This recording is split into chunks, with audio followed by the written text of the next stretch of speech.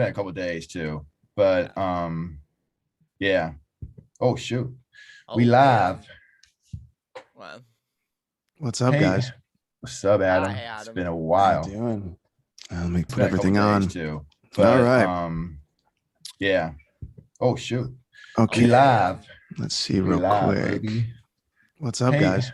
what's Hey, up, Mom, Adam? I'm on you. It's been a I'm on while. YouTube. Let me It's put been a couple everything days on. too, All but right. The sound is yeah. coming through. Yeah, I see that. Okay. We live. I gotta figure that Let's out see real real quick. quick. I just keep hearing What's Brian up, Banner guys? say, "We live." Hey, Mom, I'm on you. We live. All right, there we go. We live. That's a producer tag right there. You know We what? live. Hold on. Let me let me try that again. Give me 1 second. All right. Sure. So If I'd known we were gonna be live, I'd done my hair up a little nicer, Adam. oh yeah. The hat's not doing it. No, not today. Yeah. What's up, guys? How you doing? Yo. Yo. Yo, Okay, I yo. see Chris here. What's I up, see Chris? Banner. Banner, it's good to see you, man. It's been a bit. Yeah, man. It's been a while. It's been a It's while, everywhere. man. For sure. It's been a while, man. Well, it is good to see Yeah. you. I heard you saying that you were listening to the replays of the producer breakdowns. Yes, when you sir. were- Hey, man. Knowing that you've been doing that just means I know you're still up, like raising the bar even while you're I recuperating. mean, I'm trying, man. Like I couldn't do shit during the Mm. time. Like I was like, I was either laying or I had to do like 90 degrees. No, actually 100 degrees downward in my head. Just some Jeez. silly stuff to recover. But now I'm in my final stage. And All right.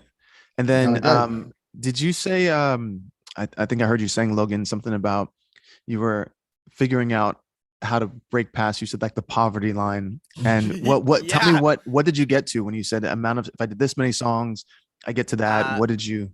Let me just show you because Sure. it's all dependent, right? Yeah, because I don't know if you mind if can I share No. my screen for a No, second? go ahead. Go ahead. Sweet. Awesome. Okay, here, I'll do that. Yeah. I guess you have to Oh, wait. allow. Hold on. Let me stop my. Maybe you can't share. No, try it now. Try now.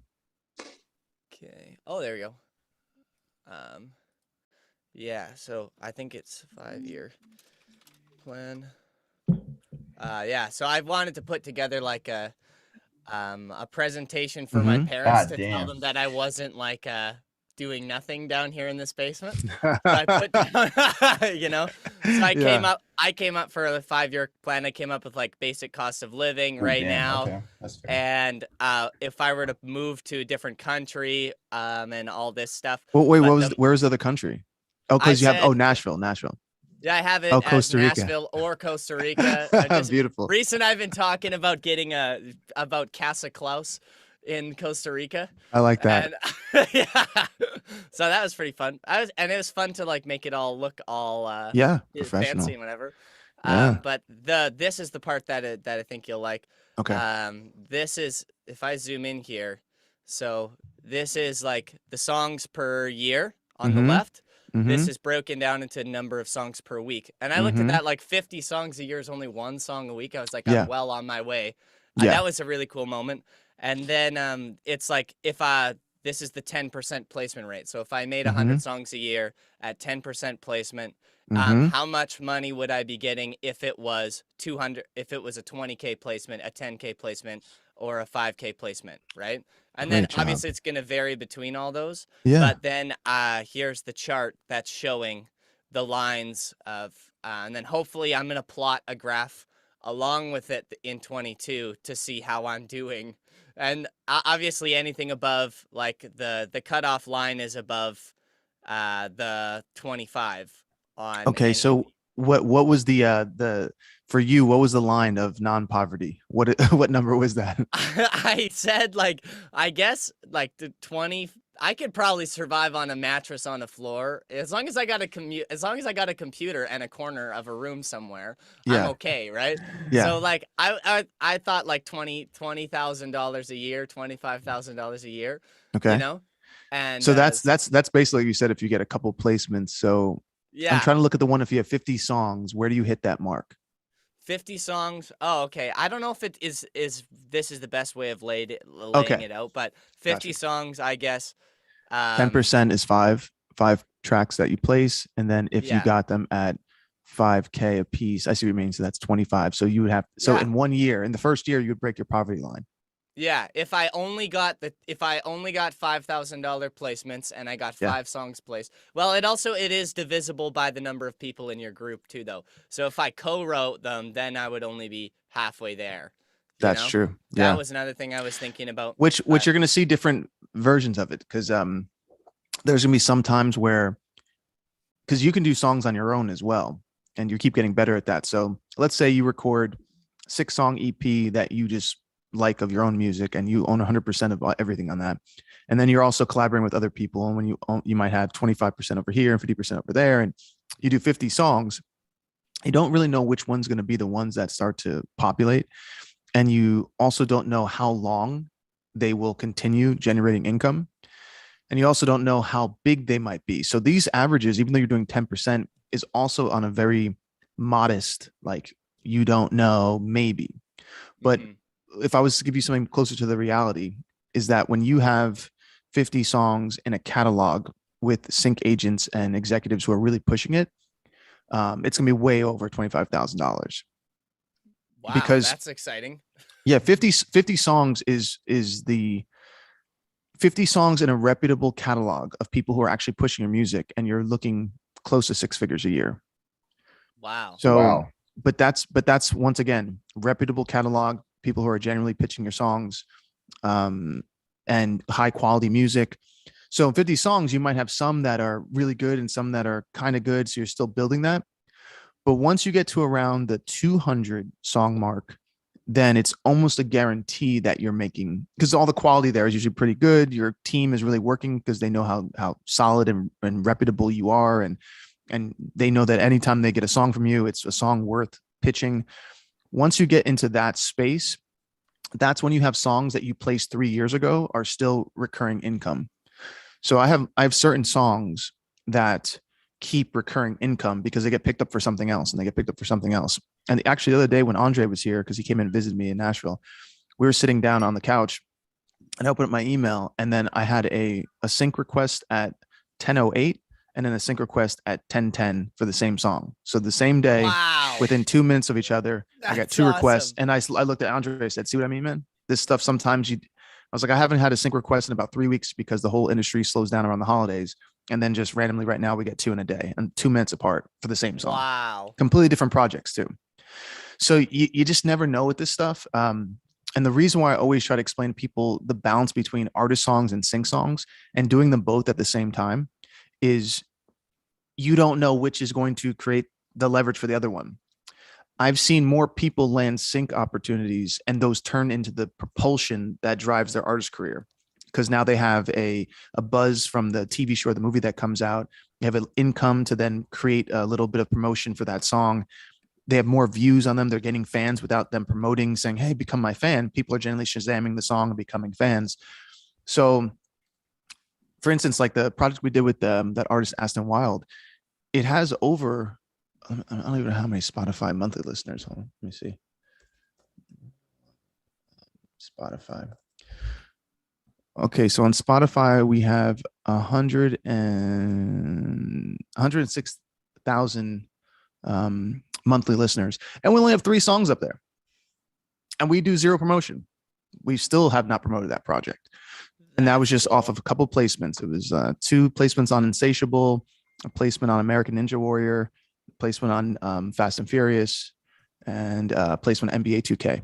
And we haven't done any real promotion from that. There's no music videos. There's nothing like that. But still, there's 100,000 people a month that are monthly listeners.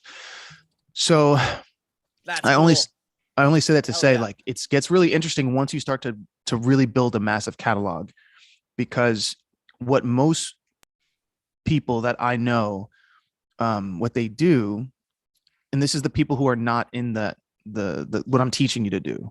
These are the people who are really talented, put stuff on YouTube, put stuff on Instagram. A lot of it's mostly just pictures because they're not recording all the time. They'll usually record a song once every 2 or 3 months. Those people after, let's say 2 or 3 months, at the end of a year, that's 6 songs. If you do that for 5 years, it's only 30 tracks. You beat them in year 1. You almost doubled their output in year 1, which for them, it's 5 years. So that person gets older, they get more cynical about the industry. They usually blame the industry, like, oh, it's so hard to break through out there. They start changing who they really are because they're trying to now fit into a marketplace. So there's all these kind of residual things that start to happen, all because a person doesn't understand the reality of the business, which is every single artist that you hear on the radio usually records about 60 songs before you hear the album. I'm in the last producer breakdown, we noted that Ed Sheeran wrote hundreds of songs before Rick Rubin and him narrowed it down to 15. So he wrote hundreds though. When a person doesn't even think like that, meaning think in the sense like shoot for the stars, you land on the moon or whatever, that idea of like go over what you're going to need. When people don't think like that at all, they usually just undersell themselves, they shortcut.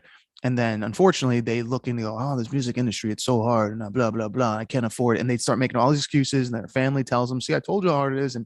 And the whole time you're just not doing the process the way it actually works. It has nothing to do with the industry being hard. It has to do with usually no one told you the reality. And then if someone did tell you the reality, it seems so far out of reach that you didn't actually go after it.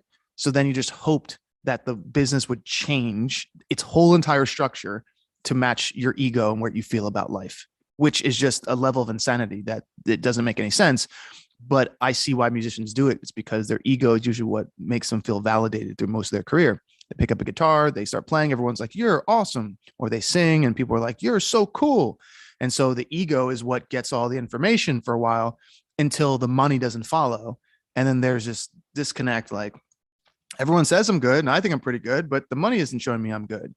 And then someone like myself says, well, yeah, no, you are really good, but you're competing against all these other amazing people. And all of us have 50 to 100 songs a year. So just do that and you'll be in the same ballpark. And then this person's like, yeah, but that's a lot of work. I was doing so good by just hearing how great I was. And that's where the big disconnect happens. So I think what you did is great, man. I love that, the breakdown of it. It gives you a lot of clarity, hopefully. Cool, brother.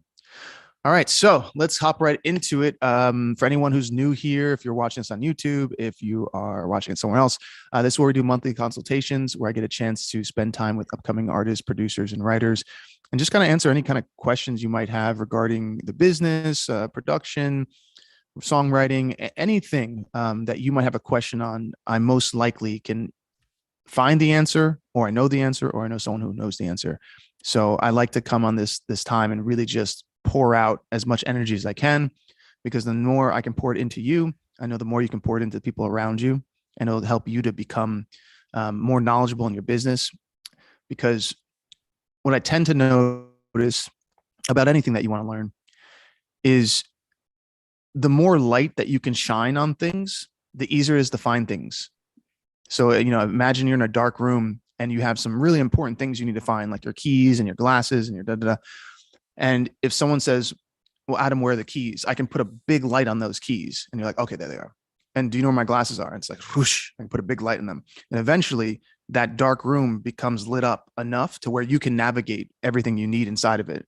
And then more importantly, when you meet someone else who's in a dark room, you can kind of do it to them too. And to me, that's kind of the path I believe in with this industry, because like I was talking to the senior vice president of a major publishing company last week, and he never asked me about the details of the club, nor did I kind of like explain everything to him. But he knows that we have this private club and we have all these great producers from around the world and songwriters and singers. And he was a little worried for a moment because we have all these songs that are being pitched through their company for sync opportunities now and big movies. And he was like, hey man, there's a lot of tracks coming from your club. I'm a little bit worried because do your artists know how to handle all the business things? And I was like, wait, what? Like, is there things that's too hard for them? Like, what do you mean? And he's like, well, the invoicing, the portals, the tracking, the registration. And I was like, no, we teach them business stuff. And he's like, oh, they actually learn about the music business. And I said, yeah. So this is like a full process step. So I kind of walk them through it. I was like, there's levels to this. It's kind of like belts in karate, where the more you know, the more you're able to consciously interact with each other and do good business. And it's all about a network and helping each other. And he's like, oh, wow, I didn't know that it was so in depth. And so he asked me for a deck of what the company's all about and how it all works, because he wants to send some artists our way as well. Because what happens is when companies sign new artists, sometimes that new artist technically doesn't have to know the music business if they're super talented. So there could be some girl or some guy who's 19 years old, who's an amazing singer on Instagram and does a bunch of songs with a cool producer. A label wants to sign them or a publishing company wants to sign them, but they don't know anything about the business.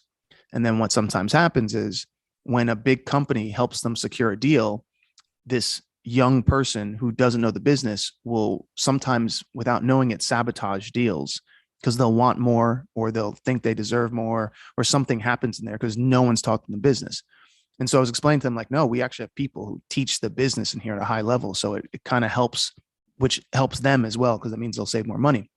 But anyway, what I was explaining to him was the way I look at this business, because there's all these crazy horror stories of like, and I know I was talking about one the other day during the producer breakdown when like this major producer said he signed a publishing deal for $0 and 100%.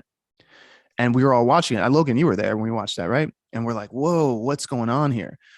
And you hear these crazy stories, and it's because this business revolves around people who are very, very talented, mixing with people who are really creative and do good business.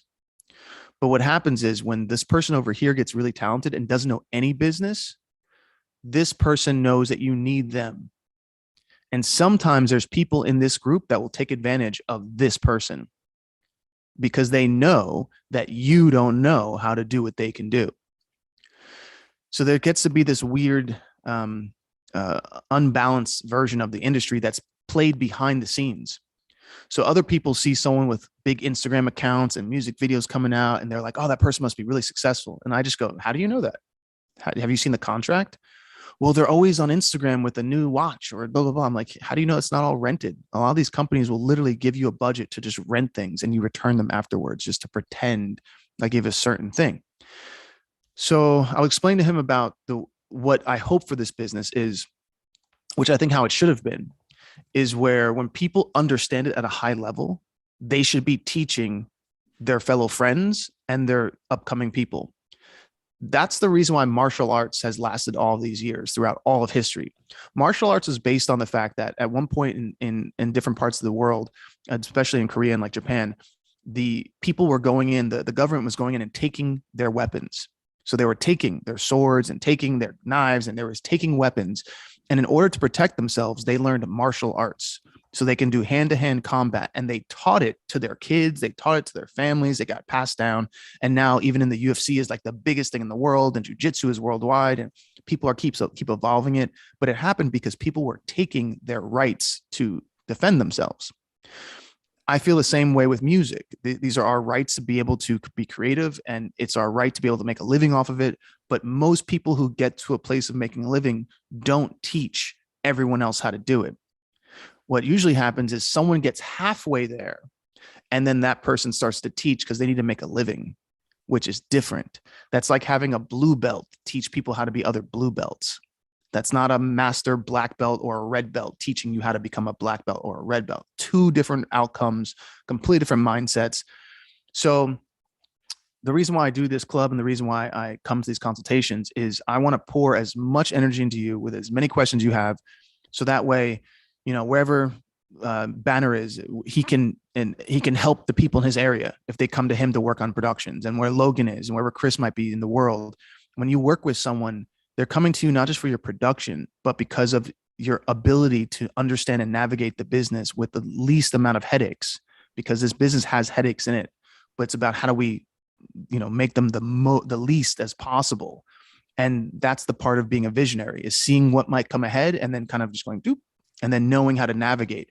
And that's what gives you longevity, is knowing how to navigate in anything. Like if you were a person doing, let's say, a business back in the day where you have to get to a gold mine, you have to know how to navigate the trenches and how to get past the mountains and how to have enough food with you and enough horses. And you'd have to understand how to navigate to get to that thing and still make it back. So this is what this whole thing is about.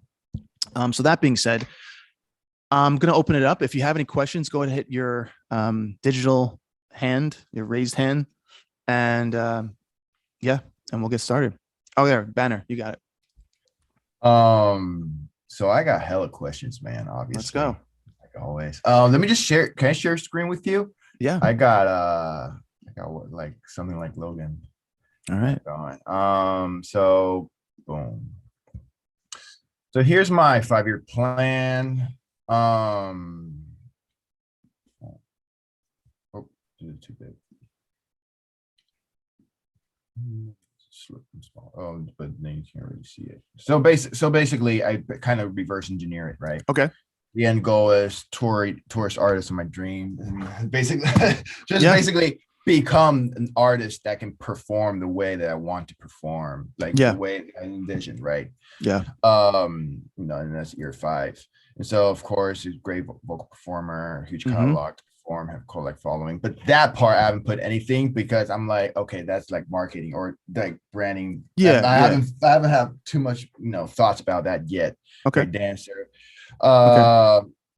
And so boom, and then just basically reverse engineering, right? How do I get a huge catalog? Okay, huge catalog that are released, and then huge catalog to release, right? And then 100%er that can make radio quality music. Yep. Here's the part I want to mainly let me see my first question. My first question was, oh yeah, is my plan good? Okay, yeah. So let me just let you kind of just look at my 5-year plan. Well, I can see it, but it's still a little small. So just go ahead and ask me questions, and I'll try to. It's hard for me to read all the words. Oh, fair. Okay. Well, so I guess so. Right now, so being 100% apart, right? Yeah. I wrote good enough mixture here. Is because I think like mixing part, you probably just need to be good enough where you can mix your own stuff good enough that you can release. Of course. And my plan is eventually to get lessons with Greg, which I actually have reached out already. Greg, perfect. Yeah. And once my vocal, the doctor gives me okay, I'm gonna start recording vocals and have a session with you. And then great songwriter, which these are, perks. So what's the banner? What's the question? Right. So I guess well, I was thinking, would my plan be realistic, or is there something that I'm not filling in? No, your plan's completely realistic. I mean, what you're looking at is basically the training schedule of anyone who's signed to like an SM Entertainment or anyone who's signed to a company that's pushing out high level pop artists. There's going to be dance rehearsal, there's going to be singing vocal coaches, there's going to be, if they're producers, they're going to be producing all the time. If they're writing, there's some sort of mentorship and level of it. It seems like you have songwriting lessons with Susan. She's the best songwriting coach out there. You have Greg, who's an amazing producer and mixer, so you're learning from a top person there who's got tons of credits with major artists. You seem to have broken everything down into subcategories, so you understand it's not just this, but this one thing is broken down to other things that must be done.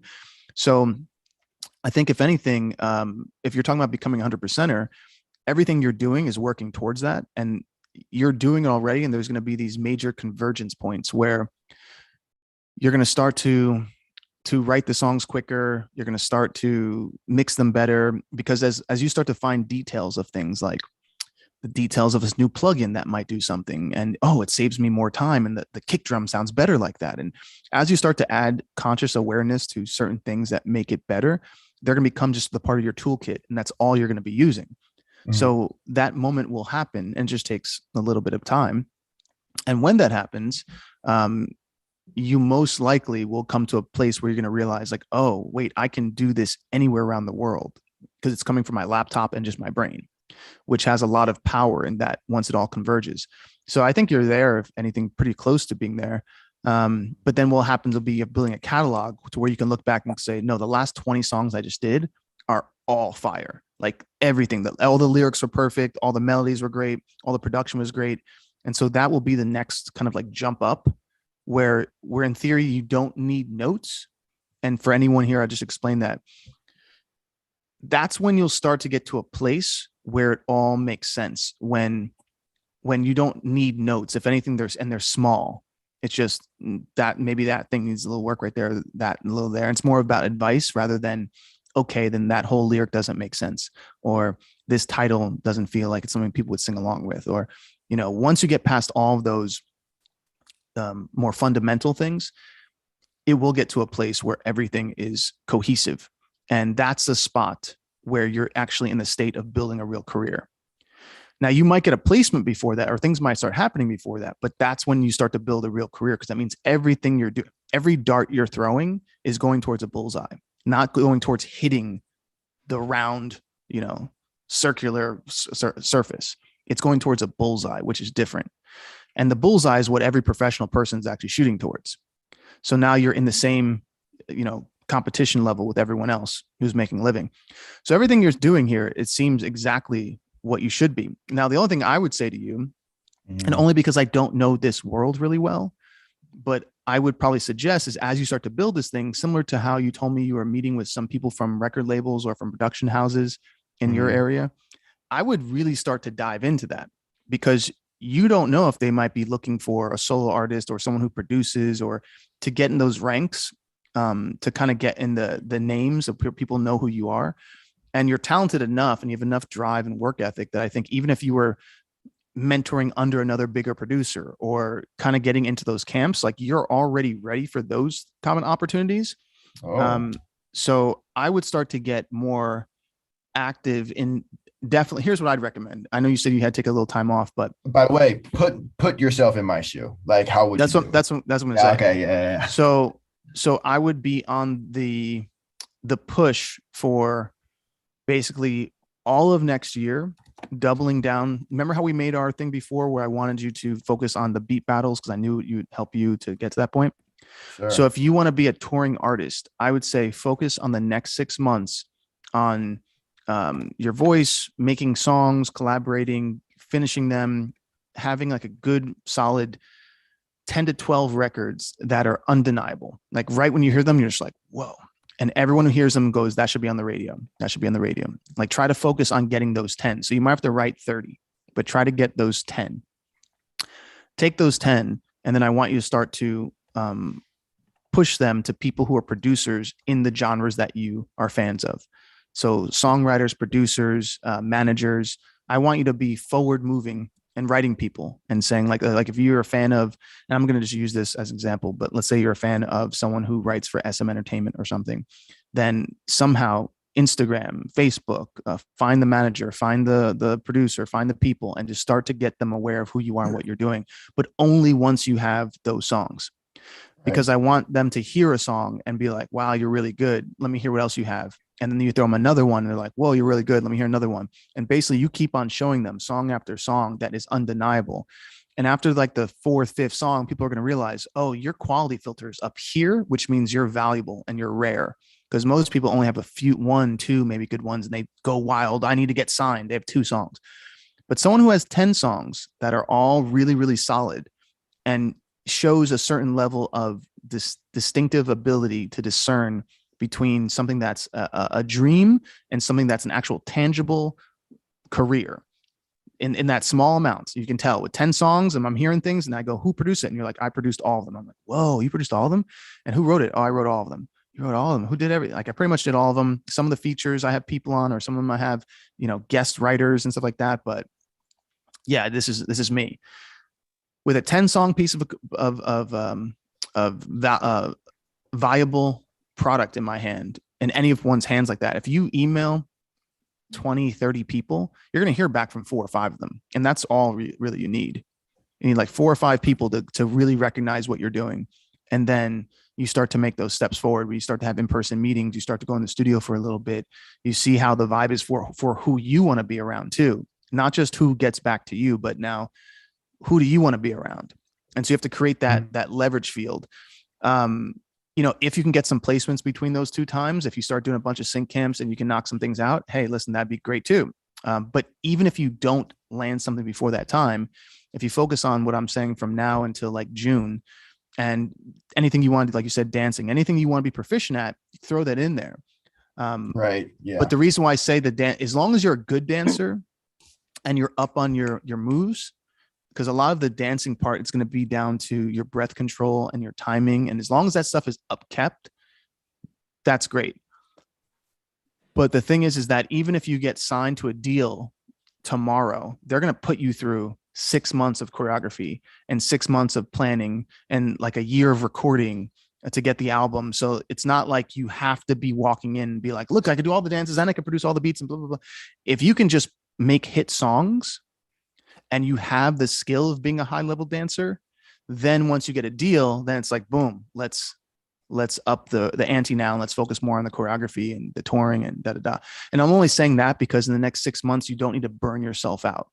You can still upkeep it, but it's going to be really hard to be like, I'm going to be in the studio this many hours. I'm going to be dancing this many hours. I'm going to be vocal coach that many hours. Eventually you're just going to burn out. And so if I was to say what doesn't need the most amount of attention, I would say the dancing part doesn't need the most amount right now. But as long as you upkeep it to where you don't lose it is really the important part. Right. Okay. Interesting. And when you, by the way, when you say me, having these songs, sending to producers, executives, basically I'm kind of like asking them to know me. Well, not, to basically having them to know me. You're starting a conversation. You're just saying, and go ahead. Almost the end goal of having them sign me. It could be signing, it could be collaborating. It's more of less saying, I want you to know I'm here and I want you to know that I'm coming. It's one of those things. Got you. Okay. Because some people might see you, and here's a perfect example. Can you actually remove the big screen for a second, Banner? Oh, yeah, of course. Some people might hear your music and go, wow, this guy's really good, but we don't have a budget to sign him right now. And the artists that we're working on, we've already released their albums for this year. So there's really no projects that we need. So he's good, but none that we can do about it. Right. So that might be 5 people you email, but there might be just a couple that say, oh, this guy's perfect for what we're working on. We're looking for someone who's an in-house producer. We're looking for someone who's an artist who can do this stuff. And then all of a sudden they go, okay, let's see how he collaborates. And they'll bring you into the studio. You spend time with people, get to know each other's personalities. So it's more of like just entering into the business in a more professional setting. And I think you can do that if you focus within this next year. You can start to make all of those connections and it become a normal thing where you start saying, oh, I'm working on either producing a track for such and such, or I'm doing additional programming for a producer that I'm mentoring under or working under, or I'm co-writing for this artist over here, or they liked the song that I did as a solo artist. I think in the next year, if you really focus on what I'm talking about, it'll start to edge towards that way. And after that, it'll just be, one conversation leads to another, and then wherever it lands is something different. But that's what I would focus on if I was you. Right. Because I'm thinking of like the Russ route, right? Like the independent artist thing, where he has such a huge catalog and he has all the leverage. Yeah. And when he actually signs to a big label, he is actually partnering instead of like, that's a great model. Throwing shit. That's a great model. But you would still say to just kind of reach out to these executives and these labels. Oh yeah. I still would get people to get interested in working with you. Like when you say something like Russ, first we have to see what is the reaction from people when you do your thing solo. So that's the first part. You have to gauge the reaction from quote unquote fans. So Russ has a continually building fan base, right? So he's able to build something to a place to where everything he puts out, he can do it independently. Not all artists can do that, and it has nothing to do with what you want particularly. It's about how fans react to you. So let me give you the business at a greater scope. All right. So there's a lot of people who win American Idol, and then 2 years after they win American Idol, they don't have a bigger fan base. They stay at their 20,000 subscribers on YouTube, and that's where it stays. That person technically has a great voice. That person technically had the world in their hands, but something about the interaction with people on their music didn't make it keep growing. That's one example, right? So you don't know how the fans are going to react. The other version is sometimes people are crazy talented, but they don't have a big enough budget to get the masses. So let's say 1 out of every 10 people who listen to your song would like it. Okay, well, how do you get it in front of 1 million people so you can get 100,000 fans?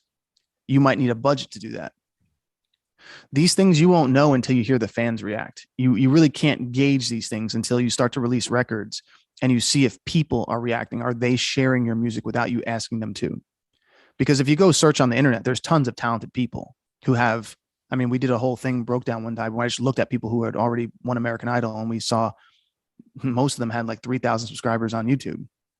So it has nothing to do with how talented you are. It has to do with how the fans react to you, which is something that you have zero control over. Right. You can make songs the best you can, but if a bunch of people start sharing it left and right, is not, you have no control over that. Exactly. Yeah. So the reason why I say it's good to play both buckets is if you play a bucket of I'm going to work on my project and release my things and build my fan base based off loyal fans and connection with them. That's number one, I think is perfect, because then you have more control of your career. But at the same time, you have other people knowing who you are. You have other producers, other writers. So in case you want to write for other people, in case you want to get into the different venues of how going on tour with people, all that stuff, it's going to happen here. And if you kind of use both of these as they grow, and let's say if people start to really react to your music, cool, keep pushing more into that. But if people aren't reacting to your music the way you want them to, and you release a song and you're super hype and it gets 500 views on YouTube, well, then you're going to definitely want to make sure that you have some label people who know who you are so you can write some songs to create a living. Yeah. So Right. it's about having a balance of both. And like when we're talking about a Russ situation, you're talking about literally a 1 in a billion person. If everyone can do that, they would all be doing that. Just like if everyone can do what Macklemore did, they'd all do it. But that's not an easily tangible thing. I'm not saying you can't do it by any means, right? Put your mind to it, go all the way. Of course. I'm just saying you have zero control around the reaction of a 15-year-old kid. Right. Because that's who's going to be sharing your music. The people who share the most amount of music are 13 to 18-year-old kids. You have zero control about what they do. Okay. Yeah. Right. So of course, within this 6 month, started January, hyper focus on getting that at least 10 great songs. Yeah. Get 10 that are undeniable, meaning anyone who listens to them just goes, oh, dude, this is really great. It has to be that thing. It can't be like, this is a good song. It has to be like, whoa, this song is great. Like this should be on the radio. It has to have that thing to it. Got you. All right, cool. Let's put a pause in some questions from Banner and let's go around the room and we'll swing back around. Thanks, man. No problem. Chris, I see you got your hand up. What's up, brother? Hey guys, how y'all doing? Hey, man.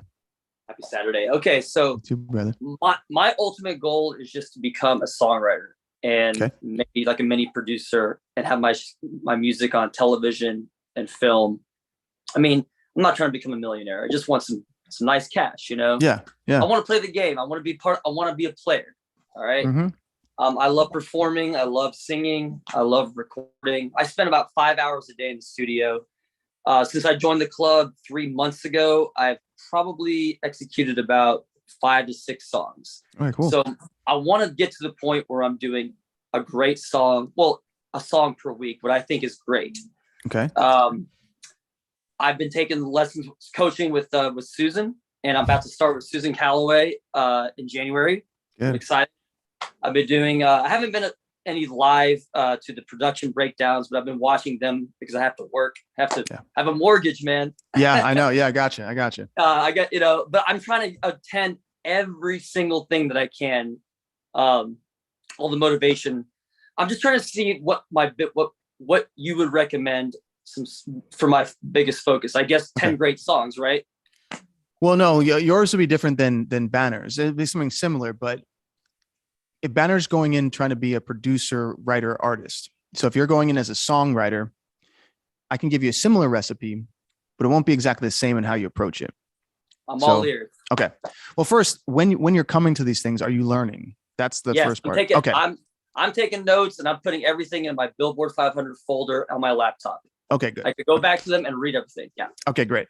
Because it's once you have that moment, and we call them here gems, when you hear something, you're like, oh, that's a good thing to hold on to. That's when your brain recognizes an empty slot in the card deck. It's like, oh, I didn't even know about that. And I had an idea, but now I actually know how to fill it. And once you fill all these things, it's kind of like builds up your CPU power in a sense, right? Yeah.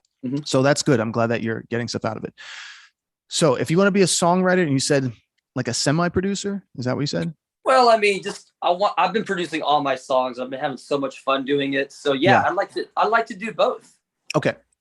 All right. So let's see. How do I juggle this one? One part is because there's a certain layer of, all right, if you said, Adam, I really want to focus on songwriting and I just want to learn how to produce a little bit, I would say, okay, cool. Well, then you're gonna have to find a producer who's really good that can collaborate with you. Because if you start to write really great songs, but they're not finalized, then you'll be wasting a lot of time. That'll end up you feeling a little bit dissatisfied because you might write a great song and then you want to show it to someone and the person goes, like, for instance, not all, but a lot of A&R can't hear through a demo. Some can listen to a demo and go, oh, this is a great song. And if with the right producer on this could be a hit. Some can, but I've noticed it's not the majority. So let's say if you write this amazing song, you have limited amount of production, and then you send it to somebody who's looking, if you think of labels or agents, things like that, they're basically a buyer for the distributor. So it's kind of like someone who buys for Whole Foods. They look for the foods that are ready to go. They look for the products they could put right onto the shelves. They don't look for products that they go, oh, come back to us in a year from now. They look for the ones who are ready to go. So if the song is great and the production's like kind of here, it's going to be harder for someone to buy that. Okay. So there's only really three options. One is you learn how to become the producer, which takes time, but also gives you more value as a creator. And then you can charge people for that, which will pay back for your time.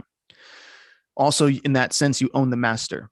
So let's say if you want to produce an artist in town who's got a great voice and they come to your studio and you do a great master, you own that master. You can also negotiate with them and give them a percentage, but you own that master. So if you do place that song, you'll get paid a much bigger share. So that's one part. Now, the second way of doing it is collaborating with another producer who you have a really good energy with. And so maybe they love your chord progressions and your lyric and melody, and they're really good at pulling in the production, all the elements. So when it comes together, it's a nice production duo. There's a lot of production duos out there, and we went over them with the Diplo thing. He's in Silk City and Jack U, and these are all production groups.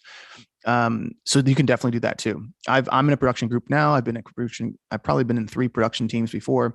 So I do believe in teams because they work really well.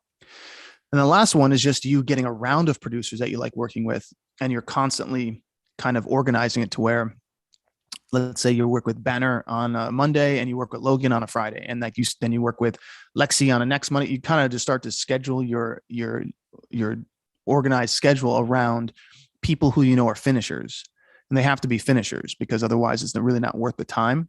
So those would be the 3 options on the production side. Now on the writing side, it's really going to be about like understanding all the fundamentals of writing and then knowing how to break those rules when needed and being really confident in that. So for instance, one of the things we went over on the songwriting breakdowns is we noticed that a lot of these really big hit songs had in the first stanza, it told you a conversational way of explaining the emotional connection between the characters and sometimes the location. And it happened within the first stanza. So if you know that one rule, you know how to use it and you know how to break it, but you have to be cognitive of that rule. If you don't know that rule at all, you're trying to figure out, how do I start this song? And that's where the time gets wasted. Or the line at the end of the pre-chorus should hold the most amount of tension before the chorus hits.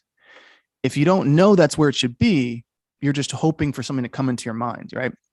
So basically, once you understand all of these fundamentals of writing a song, and then you understand how to break them because you've heard other songs, you're like, yeah, well, that song breaks those rules and it's pretty cool. And you're like, okay, so that's possible. Then you get into a place where you have a lot of confidence as a writer. And then you can work with yourself or you can work with other people, because it's less about, am I going to write a hit today? It's more about, I have the toolkits to do whatever I want, and we're just going to write and try to capture magic. If it's a hit or not, it doesn't matter, but at least I know the toolkits. So, okay, that being said, the writing side, most people don't study, so that takes a little bit of time. There are a lot of intricate things from rhyme scheme and vivid imagery and metaphors and contrast and conversation. There's a lot of little things in that songwriting world that need to be understood and executed at a high level to where it just kind of comes out of you because you know what to do. Okay, so once you have that, then you got the production side. You figure out, are you going to be working with people? Are you going to work with one person in a team, or is it going to be yourself? Or it could be a mixture of all of them as you grow.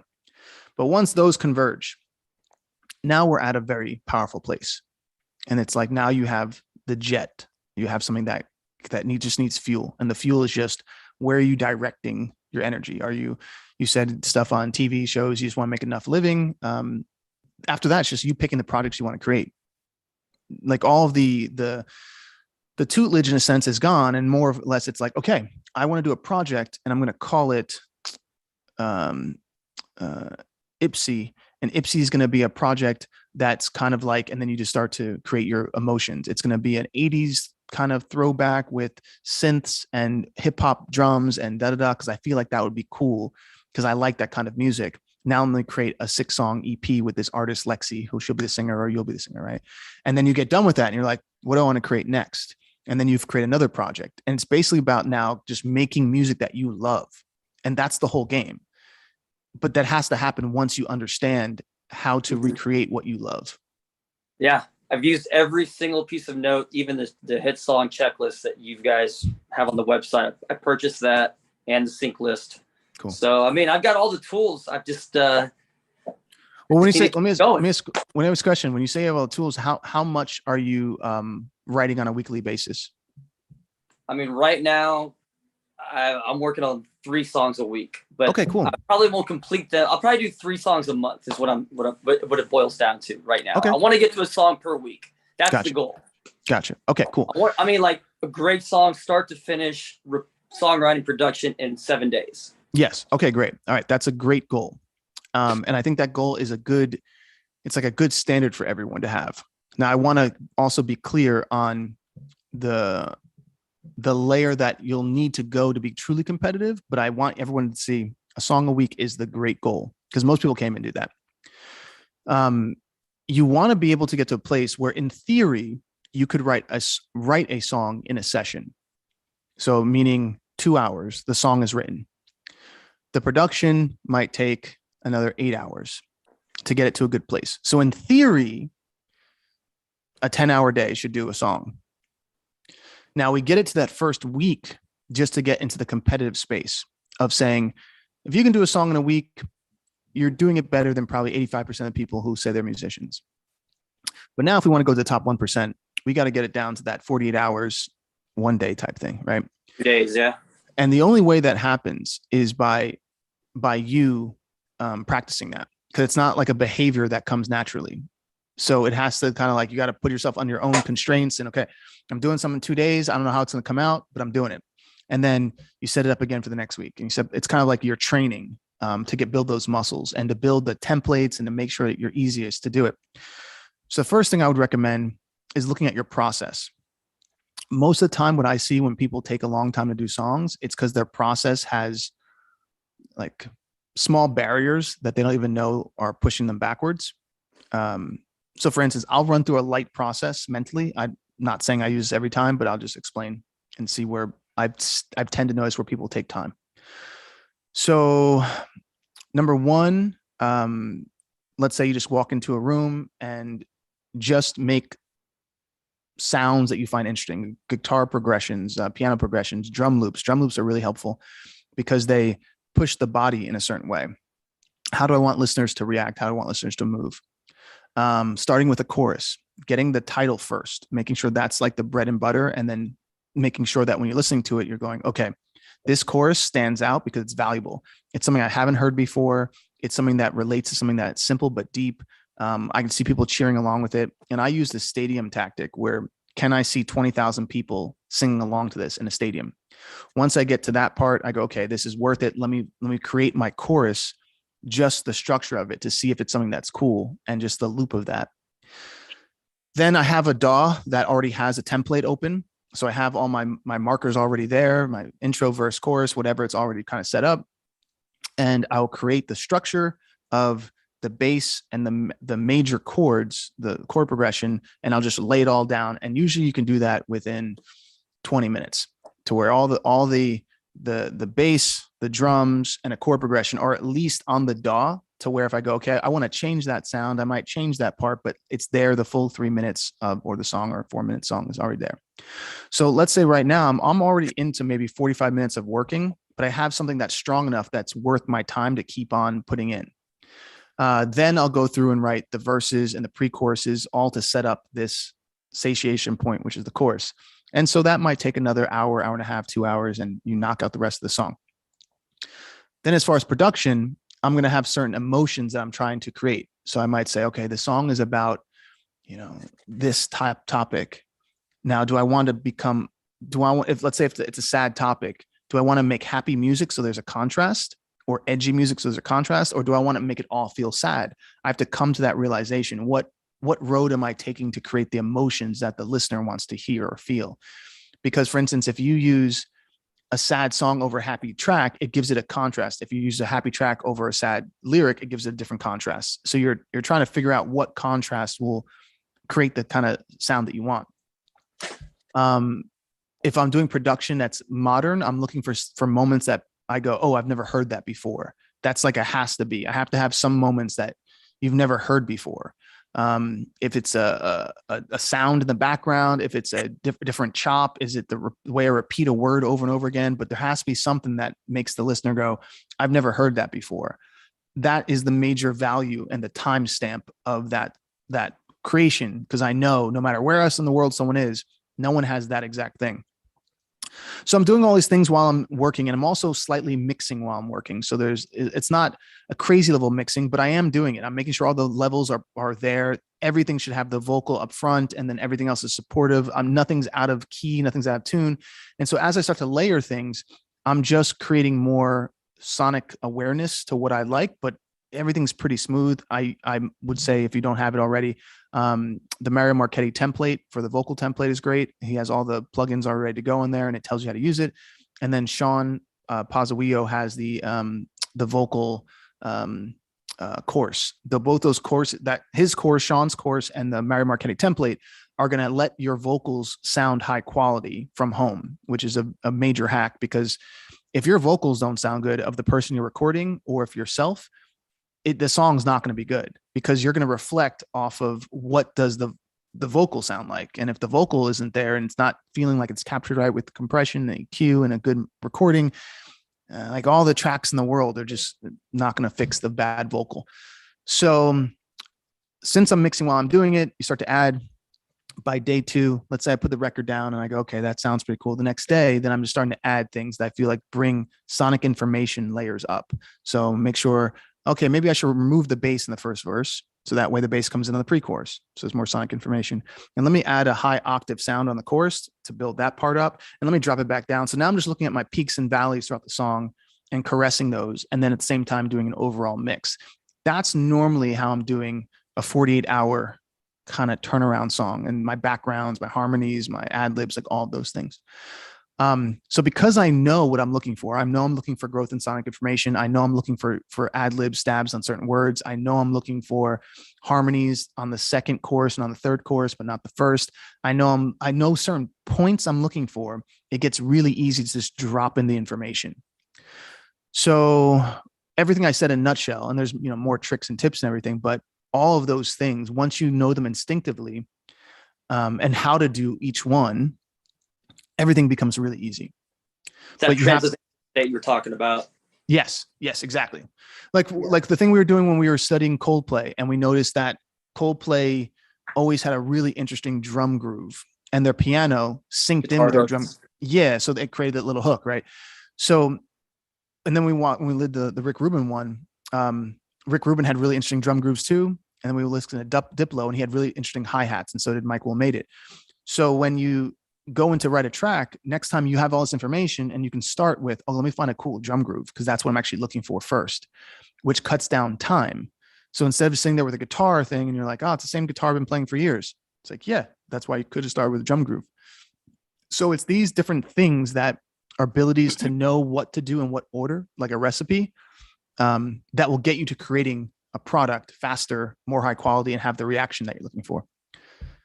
So what are your thoughts on like a basic acoustic or piano song? Like what they just have to have, it's got to be a really damn good song, right? To be just, okay.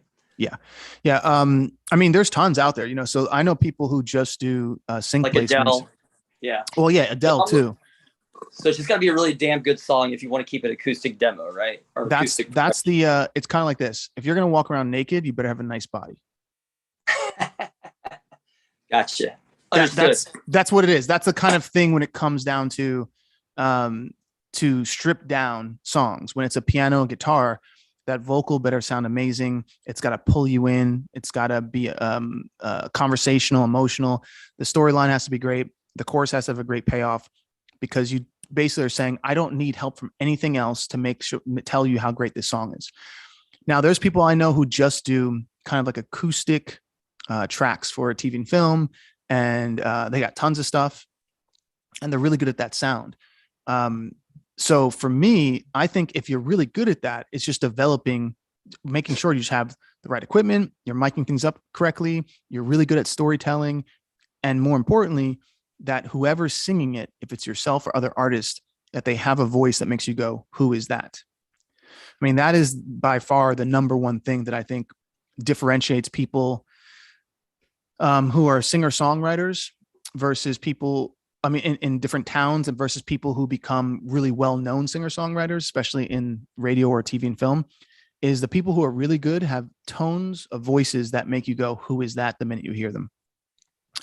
So when you find artists, or if you're doing an artist project yourself, you have to make sure that that is something that comes off of it within the first 10 seconds. It should be, you play a song and someone goes, ooh, who's that?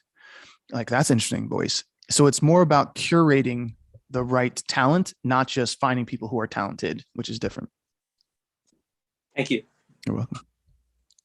All right. Lexi. Hey, what's up, Lex? See, you got your hand up? Hi, Adam. Hey. Sorry, I'm not feeling too well today. Oh. And I just got over my tonsil recovery, so thankfully my throat is completely healed, but my voice is still not 100% there, still recovering. Okay. But my question was about promotion and branding with like what's the best way for me to go to these brands and partner with them? Okay. Like, for instance, for a music video. Okay, so there's a couple different ways that I've seen work. The first way is you have a song that connects with their demographic or their product, for instance. So if you have a song that's called, I'm just throwing out random stuff, but let's say you have a song called Thirsty, right? Real random what I'm going to say. And then you approach sports drink companies, or you approach water brands, or you approach some sort of workout thing. Now, that would probably lend to their demographic and to the products that they have. So then you can say, well, I'm releasing this video. This song is called Thirsty.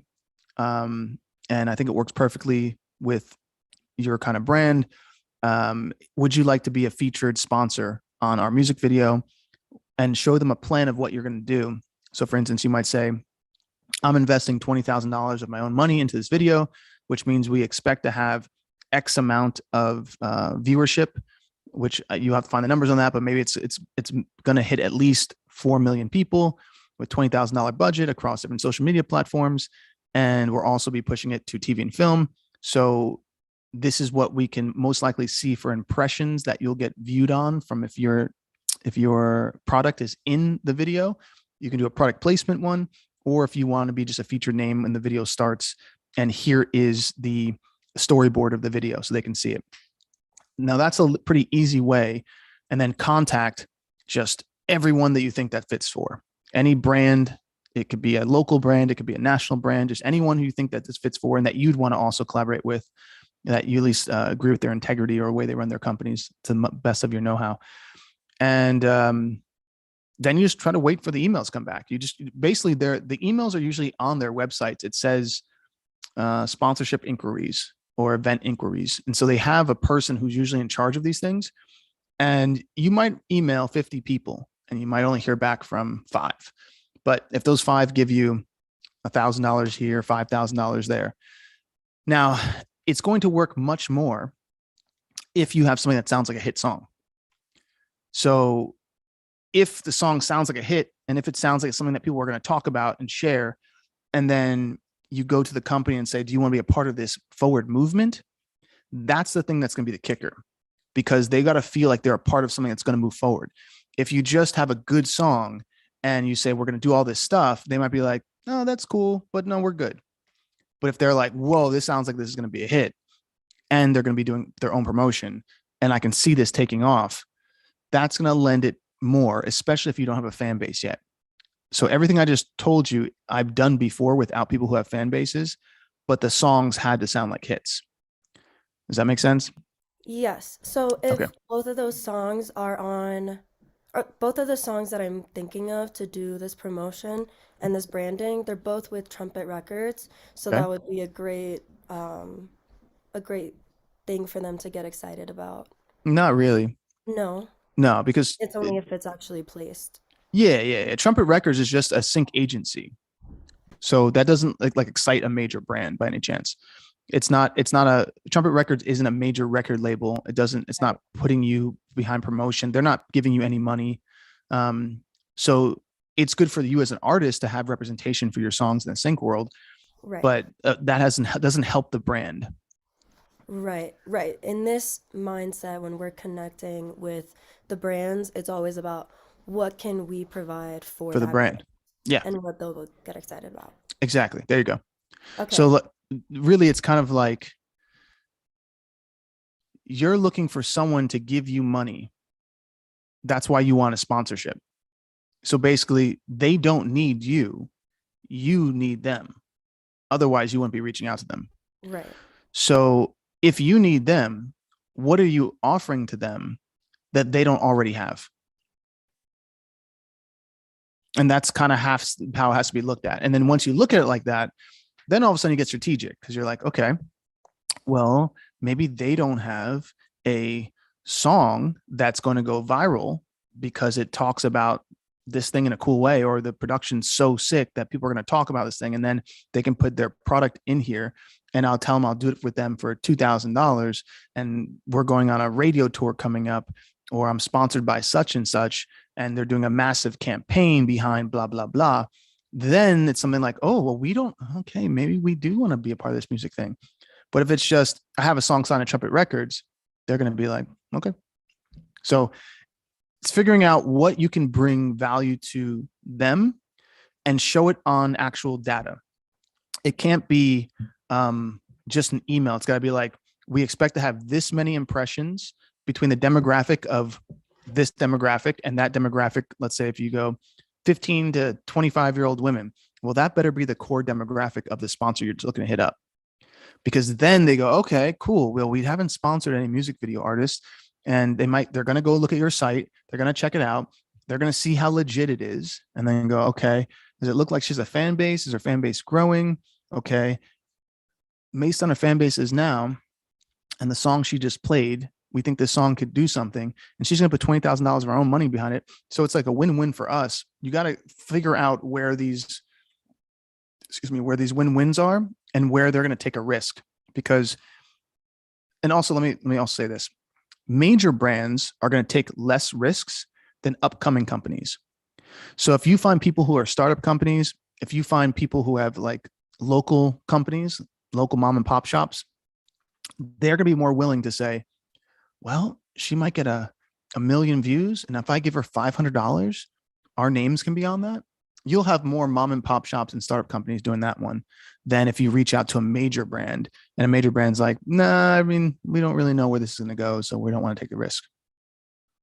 Right. So then that brings up another question of how many, like for instance, if that one were to come and say, okay, we can give you $500 if you have our water bottle in the shot or whatever. Mhm.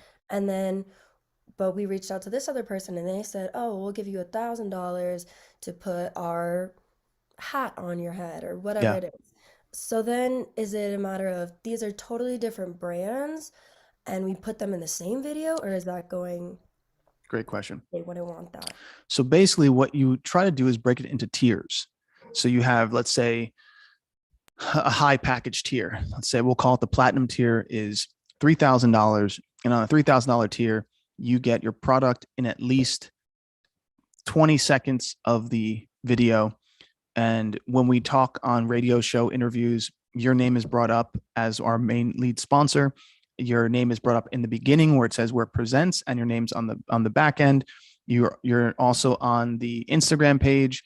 You are on, your logo goes on the picture when we release it, on the poster or whatever that's going to go on social media.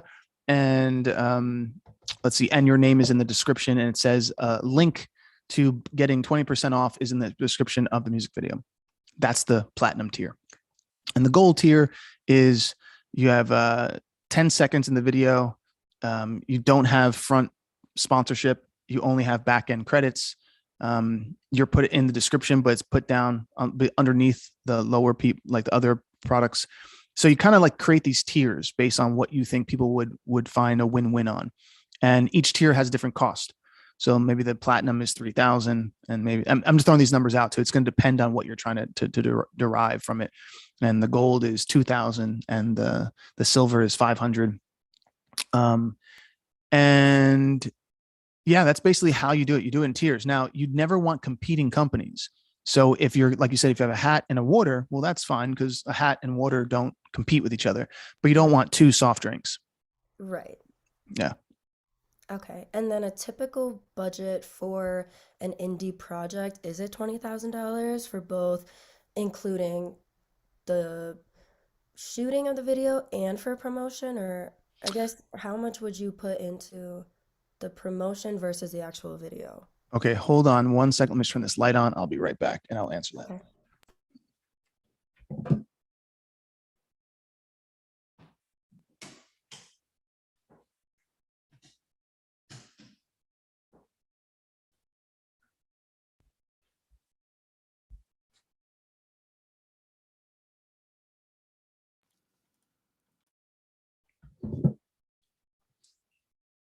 All right. All right, here we go. So you said, how much is the kind of like a normal budget? Is that correct for a Yes. independent project? Are you talking about just for releasing a video?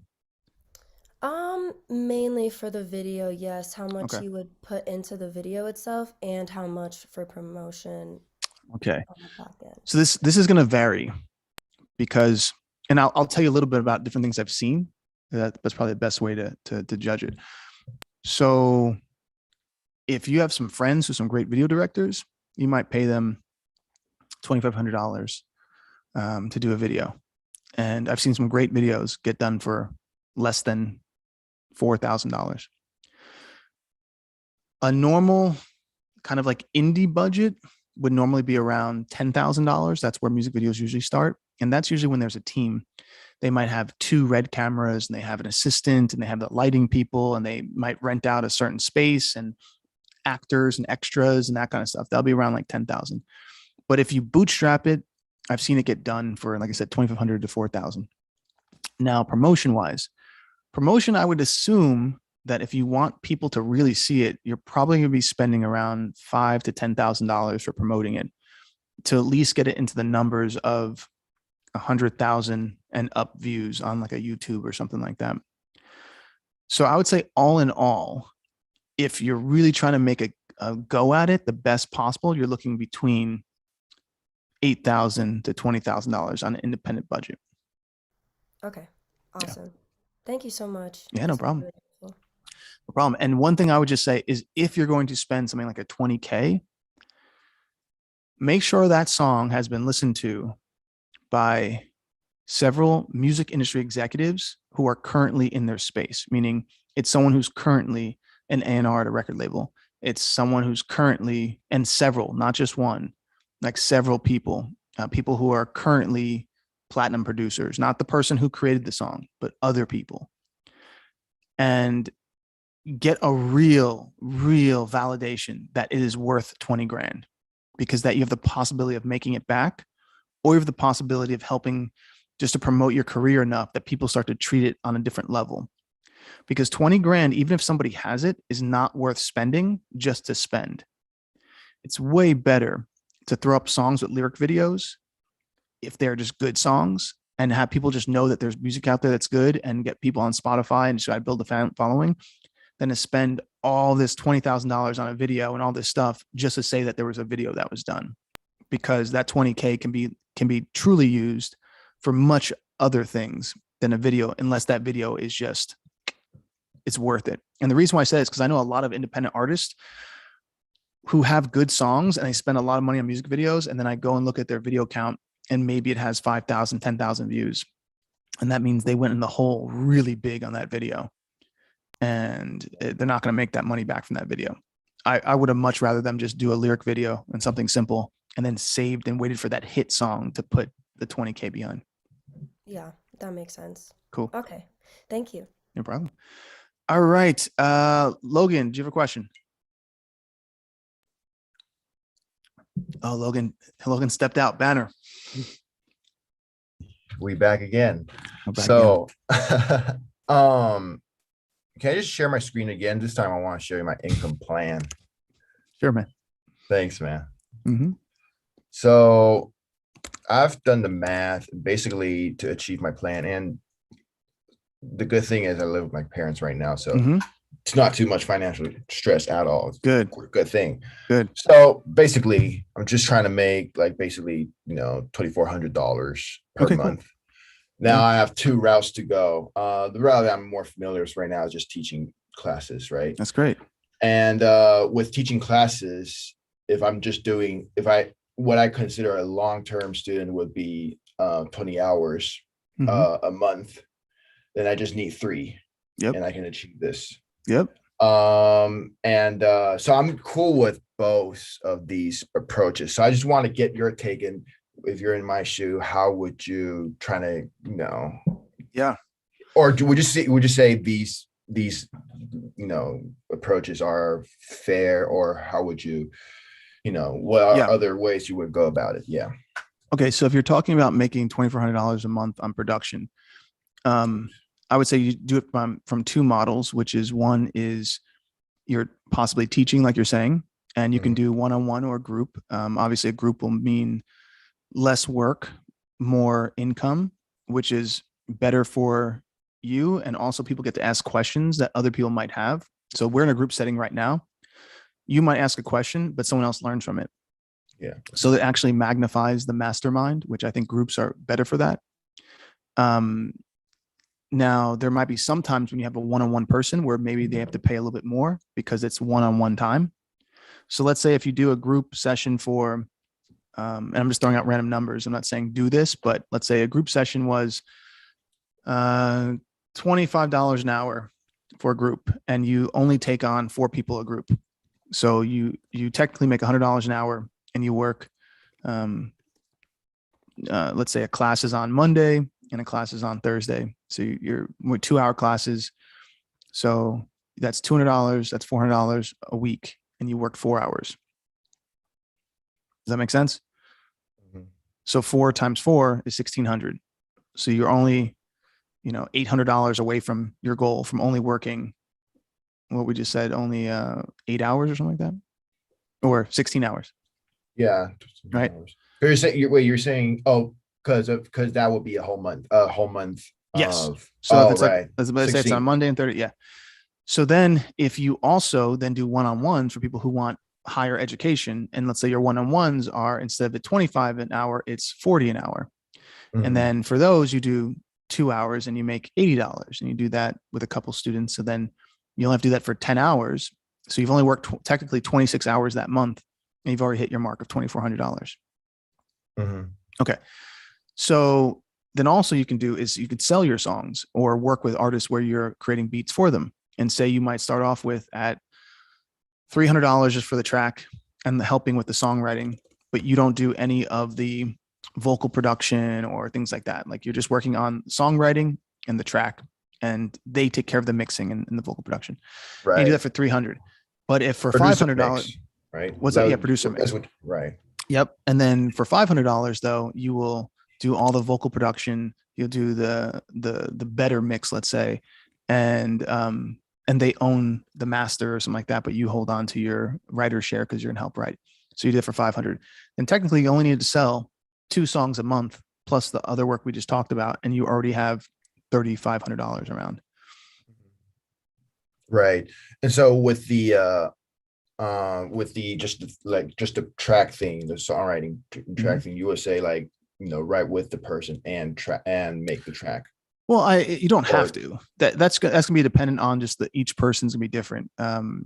Let's say, for instance, if you find someone who you think is really talented, you make the track, they send you back a vocal, and you say, "Cool, I make the track. That's what it is." But if their lyric and melody isn't that great, and then someone goes, "Oh, yeah, like who wrote this song?" and they're like, "Oh, me and this guy Banner to the beat," and they're like, "Oh, well, the beat's cool, but the song's not that cool." Well, it's not really the best representation of who you are as a creator. Exactly. So by you helping out with the writing helps you to make sure as a producer that the song, and any song that has your name on it, has a certain level of quality that comes off of it with it. So when someone plays it and they go, "Oh, who did that?" and they said, "Oh, I wrote it and with Banner and he produced it." And then it's like, "Oh, okay. So he's the guy to go to help the song actually be a great quality." Rather than, "Oh, the beat's cool." Because if someone hears someone's track, let's say I'm a random person, one of my friends comes to me, shows me a song, and I'm like, "Oh, that's a cool beat." And I'm thinking back in my mind, but your voice doesn't sound that good, and the lyric and melody doesn't sound that good, but that beat's cool. I have to then have enough confidence in myself to say, "Well, I can write better than that. And if I work with this guy, it's going to be great." Yeah. But if another thing comes, if this guy comes to me, a friend of mine, and he sounds amazing, and I'm like, "I've never heard him sound this good before." So I'm now questioning, how did you sound this good? Like, who wrote this and who mixed it and who did all the stuff? And they say, "Oh, Banner." Now I know that Banner as himself is very valuable. And it's not just in one section. It's working with him is something that can help me and maybe pull me out of some of the things that I need help with. And so that's worth the value. Right. But so when you're with, like, for example, the $300 tier one, you wouldn't say that with all like when you're just making before artist, would that always just be producer hire work where you're just giving them all masters? Or yeah, when it's doing stuff like that, you're usually just doing it where you're giving the masters of the production. That's another reason why you want your hand in the writing if it's a good artist, if the vocalist is worth it. And I think the rate I'm giving you is a very low rate. It's only a rate for you to be the starting off point for you to get clients and to build up repertoire. Like, I know people who technically, like, I would never hire, but they might charge $1,500 a song, up till some people charge $5,000 a song. And it's all gonna be based on who they're working with and what the person's financial status is. There's a lot of pockets in this. So you might work with someone, for instance, who that's all I have is $300, and the artist is really, really good. But then you might work with someone whose parents have a lot of money, and the parents are like, "Well, we want to pay it," and you're like, "Okay, well, it's $1,000 a song," and they're like, "Cool, we'll do it." So there's going to be different kind of ebbs and flows depending on who you're working with, and it really is very vast, especially with the internet. You never know where a person's coming from and what they have means to. And so as long as you're giving them a high quality product, like I said, 300 is the low end for you to build up credits and for you to build up also your ability to collaborate with different people. It's kind of like you're being paid to train. And that's how I would look at it. Like, you're being paid to practice. And then as you get better and you get some credits, you start getting some placements. Well, now that 300 turns into 1,000 or 750. And then after you get some more credits, you get some more placements. Now that turns into 1,500, around 2,000. You get some more placement, and that's that. So basically, you keep raising your rates as you are defining where you're at, which is usually by your credits and by your quality. Right. Yeah. So can I ask, if you're in my shoes? So that also, let me tell you this: I know people who can't make tracks as good as you who do charge around $1,000. Oh, damn. Yeah, that's nuts. Yeah, but it's because they built up a little brand. They have a nice website. It has this whole explanation video. It talks about the credits that they might have had because they have some placements on some shows and things like that. but like technically I would never hire that person as a producer. Like I personally would never be like, oh, we need to bring that person in on our team, or I should send artists to them. I would never send them an artist that I want, like I cared about, to these people. But they still charge $1,000 a track and they still get it, because maybe in San Diego, they are like that producer that people know. And so they'll go and hire that person. Good thing we have some producers from the club who live in San Diego now and who are getting really, really good, like John True, who's like really, really good. But there's some people who are like live in San Francisco and they live in these little areas where the budget there is a little bit more high priced because of people who live there. Right. So like in Silicon Valley, I think which was crazy. I think San Francisco is noted as the best city in America to live in if you're a musician, which to me, it makes no sense. But they only say that because people have more money in that town. And so when they spend money on music, they're spending a little bit more. And I think that it's because Silicon Valley buys songs for their commercials and things like that. And then the parents of the kids who want to become artists will pay $2,000 a track for their child to have a great song and that kind of thing. So it's all ebbs and flows in the reality of it all. But I would say start for 300, get a bunch of credits, get really good at what you're doing, get fast workflow, make sure your songs sound great, up it to 500, up it to 750, keep increasing it as months go by. And that mark you're talking about, $2,400. I think if you couple selling tracks and placing tracks and teaching, those will all come together and you'll be making that easily. Right. And so if you were in my shoe, you would start with the $300 just for the beat, and then maybe $5 for, I mean, honestly, I'm comfortable with making beat right now. So I said 300 with the writing and the beat, probably. With the writing and the beat. Yeah. And then once you get better at vocal production, tuning, all that stuff, because that's really important. Now you can always hire someone else to do it, but it is important that you can do it. Yeah. Right. I would say vocal production itself is a major skill to have. Like when we were doing the Diplo breakdown, Diplo says he doesn't do that anymore. He's like, I don't like being in the studio with vocalists. I don't like to comp the vocals. I don't like doing that stuff. But in the beginning, you usually have to, because there also is a certain level of production that you want to sound really good with the vocals. So you're the one saying, oh, I want to put a delay here. I want to put a weird effect on here. So it's the whole production is part of the vocal in a sense. Right. Okay. And with the classes part, would the rate that you suggested would be the rate that you would charge if you would be something I don't know what you would charge. I don't know what you would charge, but I'm just saying, like, if for instance, if someone said it's $25 an hour or $40 an hour, whatever you think it's valued at. I can't tell you where you're valued at. Right. In that sense, but you got to test the water with that and see what other people charge per hour and see what they do in group classes, and then start to see the market. And are you doing it for people in your area? Are you going to put a Facebook post? And like, if you're in what country do you live in now? Is it Taiwan, right? Taiwan, if you're in the Taiwan area, I'm having a production course, and I'm taking on 10 new students for this year to create people who are going to be radio sounding producers with beats that are in this style: pop, R&B, hip hop. If you come in now in January, it's going to be $25 an hour or something like that. You might give a special to the people in your area, versus if you were to get me anywhere else, it's $50. Like, you have to figure out what makes your business plan a business. But the minute you say, I'm trying to make this amount in anything, you're saying, I'm trying to build a business. Right.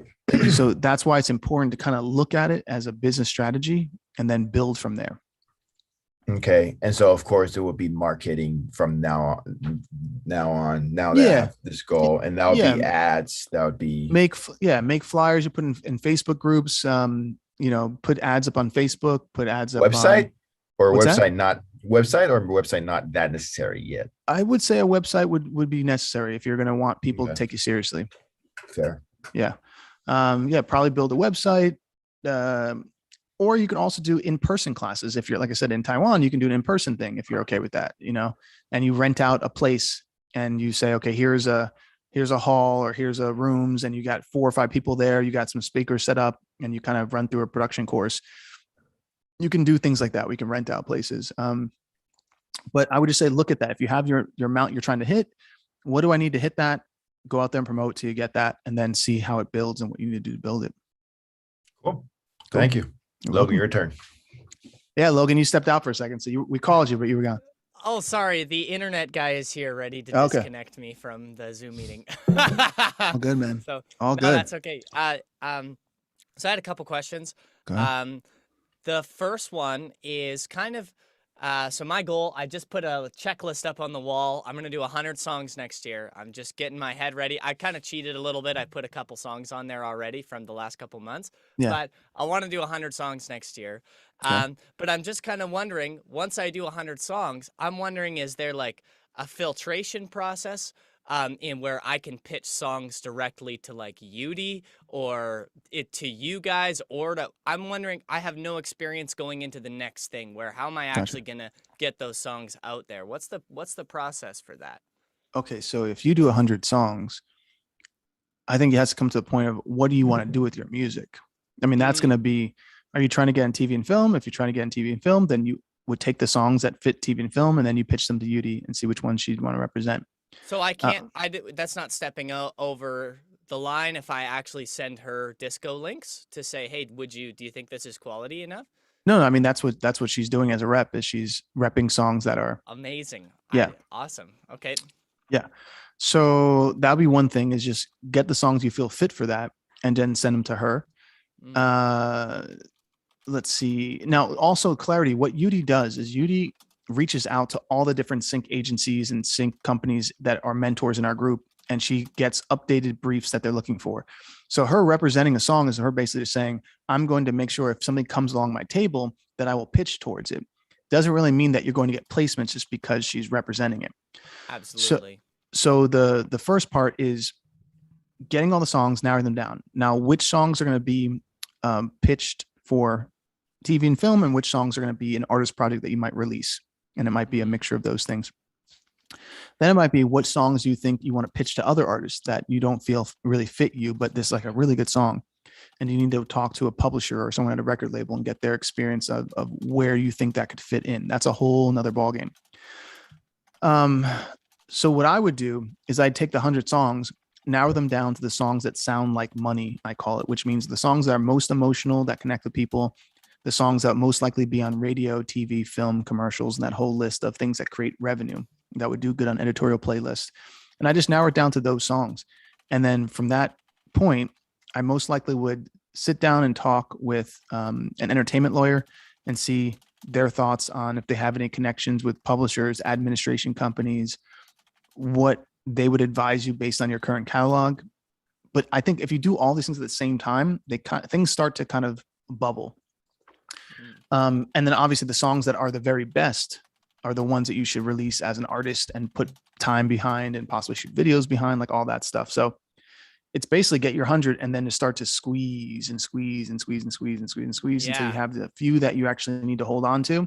And then from that, then come up with a real plan and say, okay, what are we looking to do to focus on this to now create some sort of initial entry into the business and awareness. Yeah, definitely my goal in the long run would be to be an artist and to artist producer of that whole thing, right?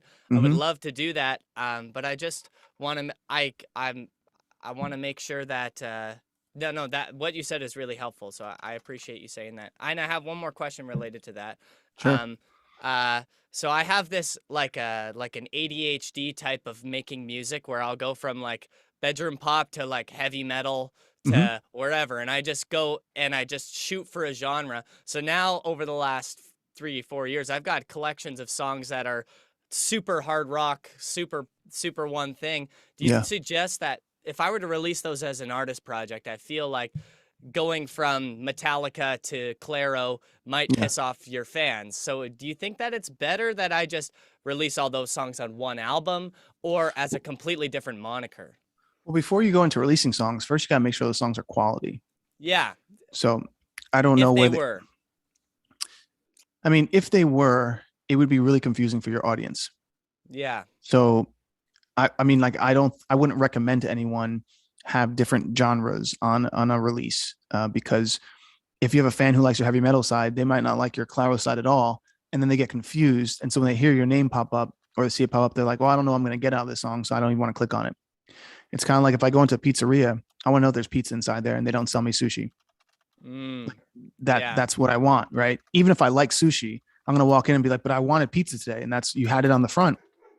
So it's kind of one of those things that you don't want to confuse your audience. And I think, to be honest, if you have heavy metal and then you have Claro, I still think like you're developing your sound. I don't think you've even gotten really to your sweet spot yet. As hearing the music that you showed me, I always see you growing.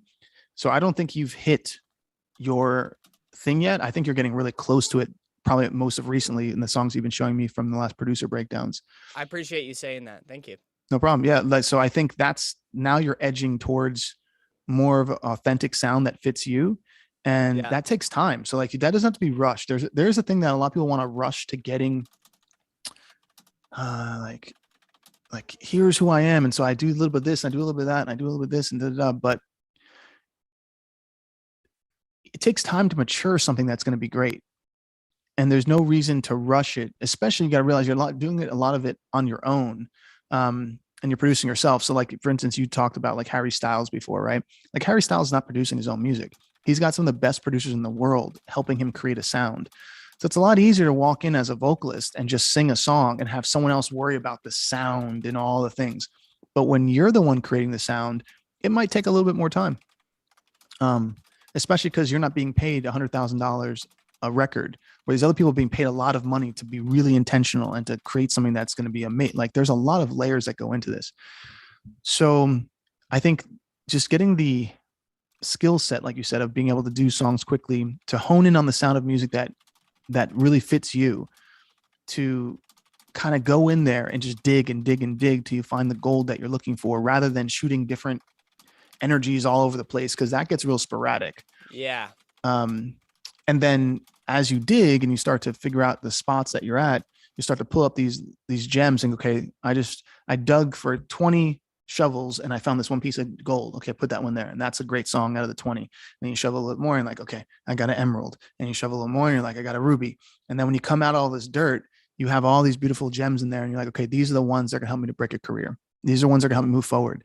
I'm gonna put these out. I'm gonna get promotion behind them. I might meet some of the right executives who will help me with this. That's when those things start to happen.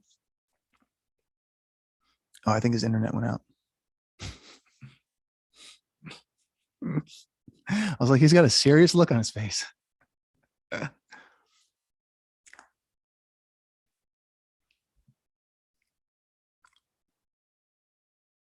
you hear me, Logan?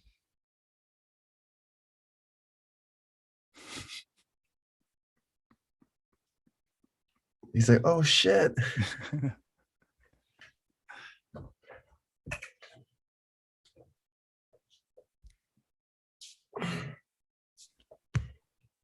I am so sorry. The internet just shut down. It's all good. Yeah. Did you get the ending part of that? No, I didn't. But okay. Did you hear me freaking out at the guy who unplugged the internet? Sorry. But I was just basically saying that once you get these gems of songs that you'll get after you really dig in there for a bit, what will happen is that those songs are going to be the ones that really start to propel you forward in other people hiring you as a producer, and you getting on, working with different companies, management, labels, admin, publishers, or just getting your own fan base. Like that stuff will start to happen once they see gems. And I'm telling you this from a person who's been doing the business for a long time. I remember I released some songs back in the day and I thought they were good songs and they never really got the amount of listeners that I thought it would. And they are still really good songs. If someone hears them, they're like, oh, I really like that. But for some reason, no one was sharing them. Nobody was liking them at the levels. But if someone actually listened to it and like, or if I played it live, people would come up to me in the audience and be like, oh my God, you made me cry in that song. Like, da, da, da. And it wasn't until I started creating songs that had high quality of value of production, that when we put things up like Sons of Legion, we don't even promote Sons of Legion. And then people will write us and they send us messages, and you start to see that there is a fan base out there that will start to emerge around your music when it's at a place of high production value. And if it's something that connects with people. So that's the reason I always say, focus on that first, and the reaction it will create will be an organic one. So you might have to write 100 songs, but get those ones that are really, really great, start to put them out, start to get on a release schedule and get people knowing that you are someone to pay attention to. And it starts to kind of build its own inertia over time. I've kind of heard the thing where they talk like loading up the cannon, and you get 10 songs that are ready Yes. and at the quality that you know you're going to make money off of, and then you have Yes. like a year of just releasing stuff. Yep. Yeah. Yep. Okay. You release a appreciate song that. once a month, once every 45 days or something. So Yeah. people are like, oh, who's this guy? And in between, while you're releasing songs, you're still writing new material for the next time. And that kind of goes back to the formula that Banner was saying with the Russ formula, is Russ can do a song probably once a day. So he can get 30 songs in a month and 90 songs in 3 months. And then he's just releasing the top 15 out of that or something. And then he could keep doing that because he probably has a lot of great producers he works with, and they all send him beats, and he probably can rap and have ideas all day long, has a good studio. He can hop in either his home or his friend's house. And he's just doing this all the time because that's his day job. And when you think of it like that, it gets very easy to kind of go, oh, this makes sense. This has to be like my day job of being creative all the time, which to me is the best day job to have. If you can always be creative and you make money from that, the fact that we can just make up sounds and then someone will pay us money, where someone else has to sometimes be out working their ass off, like hammering things, and sore, and neck is sore, and back is sore, and like painful. And people put themselves at risk every day for their life to make the same amount of money, actually less money than someone who just comes up with something creative. So for me, the creative way is the most fun way to make a living. And if you happen to make $1 million song, great. But if you could just make a living doing that, most people aren't happy in their day-to-day jobs. So it's really about finding something that makes you passionate and happy about, and then the result will be something financial. Cool. Thank you so much, man. That cleared a lot up. You're welcome, man. Chris, do you have your hand up, or is that just up from before? That was from before. Okay, all good. Banner, do you have your hand up, or is that from before? He's got the smiles. Oh, it's from that. It's from that. Yeah. He's like, you got the smiles. Come on, Banner. Adam, thank you for your time, man. This was great. I took a lot of notes, and I appreciate it. And I hope everybody has a great day. Awesome, Chris. You too, brother. I'll see you soon, man. I'm off to go play my wedding. Fun stuff. All right, man. Take care. Peace out, man. All right, Banner. Let me know, man. Yeah. So, I've been listening to your classes, man. Of course. You were talking about windows of opportunity. Yeah. And that made me think of so basically, so how a while back I got in touch with some of the label producers, and one of the guy Victor, he wanted me to basically produce for his group called G22. Okay. And I was kind of passive on that part, and I was just more focused on working with folks in the within our club. Yeah. But I was more passive with sending them beats because they're fine, but I never liked the stuff that they have published already. They don't move me. Yeah. I don't see like they got like the thing. They are signed under Victor, and that's cool. Yeah. But so I'm like, is that a missed opportunity for me? Like, if you were in my shoe and you have this kind of opportunity, would you just grab onto it and just go crazy and just send them hell of beats, or because it would? Let me question. When you say the group, because I don't really know them, do they have a good following? Or are they people that are building? They got one hit song, but when you say hit song, like worldwide hit, local hit? Local hit, Taiwan hit, right? It's just got like a million or two. Click rate on YouTube. Okay. I don't know how much they're really how much fan base they're actually gathering. Their Facebook's only like 6,000 fans, and the last post I see from them is like a month ago. Yeah, and then before that is like 2 months ago or something like that. It's not too crazy active, and I don't lately I don't see. Maybe I'm just not paying that much attention, but I don't see Victor's putting that much effort into G22. He's putting more effort into his other artists of his. Let me ask you a question. Do you like the other artist as well, or not? Or do you like the other artist stylistically? I think she got a cool. She doesn't exactly make me think, oh my gosh, she's gonna be the next big thing. But I do think she got a good tone, dope tone, and Okay. I do think she's gonna. I think she has a good dope R&B tone, and yeah, man. From my instinct, I do think she's probably gonna pop more than G22. So, I mean, if you have something like that, then maybe possibly reach out to him regarding that and say, hey, I heard, it's been a while, just checking in. I heard the artist that you have now. I saw her doing some stuff and I really like her voice. I have a couple of tracks that I think might kind of start up. Is something interested in, maybe go down that route if you think that's great. But here, listen, at the end of the day, when I say windows of opportunity, you're not going to know if you missed one or not. That's one thing about an opportunity that you missed. It's not going to come back and tell you that you missed it. Right. It'll be, you didn't do something for whatever reason, you weren't pulled to it, which is totally fine because someone else might be pulled to it. So let me break down the tuning of energy a little bit. Right. Kind of similar to a radio station, there's different frequencies of energy that are sent out. And let's say the guy who's the manager or the company person you're talking about, Victor, he signed this act because he was tuned into it. He felt that that act would do something that would create income and impact. That's the only reason why you try and sign an artist, is those two things, income and impact. So he was tuned into that. But then when he showed it to you, you weren't tuned into it, which means you're on two different frequencies. So someone else coming along might get tuned into it and then create a song, and that group has a hit. And then you'll see the hit and you'll go, oh man, I missed the opportunity.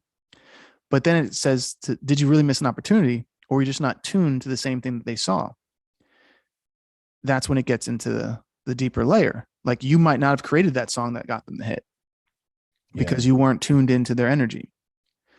So when we say missed opportunities or windows of opportunity, you won't know if you missed it until it's too late. And then you can't go back. So you have to say, well, it just wasn't something that I saw at that time. Right. So when I was talking about windows of opportunity, a lot of it I was talking about is when you have a doorway and there's something that you can create that you want to make sure you can nurture enough to build into something else. Now, if you think, oh, wait a second, maybe my judgment was off because I can see they're maybe growing, well, then, yeah, that might be a missed opportunity. But if you're like, well, nothing's really happening. Well, if nothing's really happening, then it wasn't a missed opportunity. It was that you had a good gauge. So that's why I'm saying you won't really know. Does that make sense? Right. Yeah. Because let's say in 5 years, the group or whatever falls apart. Nothing happens with them. The guy who manages them stopped managing them. The whole entire group goes different ways, which happens every day in the music industry. Let's say the female artist does good for a little bit in Taiwan, but doesn't really have anything happen to that. And then you look back and you go, well, it's a good thing I didn't spend too much time and effort into that, because obviously it doesn't look like they'd have the money to pay me. It would have probably just been using tracks and nothing really happened. I had a good gauge at knowing how to put my time into that. You won't know until some time has passed, basically. But here's what I would recommend. Yeah. And this will happen in the future. Have enough tracks ready to where you're not working for those things. See, now, if he says, hey, I'd like you to produce some tracks for the group, and you go, cool, well, here's a bunch of tracks I already have done. If there's something that they like over it, let me know. But it's not like you're working extra to see if something happens. It's you've already done the work. So if he writes on these tracks, great. If she writes on these tracks, great. If they write on the tracks, great. It doesn't matter because you're not losing time doing it. You've already spent the time. Does that make sense? Right. So that will happen once you build a big enough catalog. And then you'll have less care about, did I miss opportunity? It's like, oh, I don't even know if they wrote the song or not, but I gave it to them. And you're going to experience times like that where someone will get really excited. Oh, we got to work together. We got to do this. And you'll send them a bunch of tracks and you won't hear from them for a year. And then a year later, they'll say, oh, we actually recorded that song. But you have to have the music already finished for that to happen. Otherwise, then it feels like work, because you're like, I'm in the studio, I'm working with this group. I spent 5 hours on the track. I recorded their vocals. That was another 5 hours. I mixed the song. That's another 5 hours. And they didn't want to pay me a full rate of the master. And I don't know when they're going to release a video. They keep saying they're going to be releasing the video, but they haven't. That's stress. But if you just say, here's some tracks I already did. If you like one, write to it. That's a lot different. Yeah, that's fair. Because I remember when I was working on some tracks for them, I just feel like I just going through emotion, but I was like, I wasn't pumped. Yeah. Fair. Yeah. So I would say is just write tracks that make you get excited. That's it. Just focus on that. I'm going to write music that makes me excited, and keep them in your folders, keep them in all this stuff. And that way, when you meet someone and the opportunity comes and you pass them along this bed of work you have, you know that everything in there is something that's exciting. So if they can't write to something that's in there, it's just that it's not aligned with what you create. And that's all it is. And there's nothing wrong with that. But at least you know that everything in there is something that if you heard as an artist, you'd be excited, which means someone else who's an artist who thinks like you will get excited about those things. And that's right. The one thing about when I talk about being 100%er, and the reason why we focus on this as well, is because when you know what you'd react to, you can create that, which means other artists who would like that would react to it as well. Where some producers aren't singers, so they don't even leave space for the singer to create something melodically, or they don't know that the singer wants a transition here that is something special, and they just do like a regular transition or something, or they don't know that a singer really wants something like a signature sound in the background. Like they don't know these things, but if singer hears certain parts and they're like, oh, that's dope, I would sing to that. And that's why when a singer learns how to produce, it becomes like a very streamlined effect where either the song's good for you or the song's good for someone else, but it's going to be something that you would react to. And that's the important part. Yep. Yeah. Cool. Makes sense? Yes. By the way, when you say the 5-year plan and then you say double it, you're saying double is more like a dream, like a moon thing where you sort of shoot for it, and if you land on it, dope. But if you kind of land on a star below it just a little bit, that better. Exactly. Not like, okay, have you ever had this experience where you've said something to someone and then a week later you saw it or it happened or something weird and you're like, I was just talking about that? Has it ever happened to you? More like, it probably did. It's more like it probably did. I mean, I think, yeah, probably did. I'm thinking more like deja vu, where I'm dreaming and I see that happen like a week. Deja vu. You can call it deja vu, or it's something that you said to someone like, oh, we're just talking about that. And then someone else started talking about that. And once you get into the fact of the matter, when I say fact of the matter, meaning actual matter, meaning things that materialize, you realize that in order to create things that materialize, it all comes from first the dimension of thought, and thought has energy behind it. So you have a thought. If it just sits there, then it just stays in this kind of 5-dimensional plane, which is outside of your reach. If you have a thought and you have energy behind it and it creates motion, that's how what's created is emotion. It's energy in motion. So now you have emotion creating, pushing the thought forward. If you use action on top of the emotion, it's what people call it the law of attraction, because the word action is in the law. Once you line up these things, they get pulled into your reality based on highest probability of them to happen. Now, the size of them could be different. Someone could say, oh, I want to be on the radio, and they'll get on the radio, but maybe it's local radio. And someone goes, oh, I want to be in a movie, and maybe they get a movie, but it's an independent movie.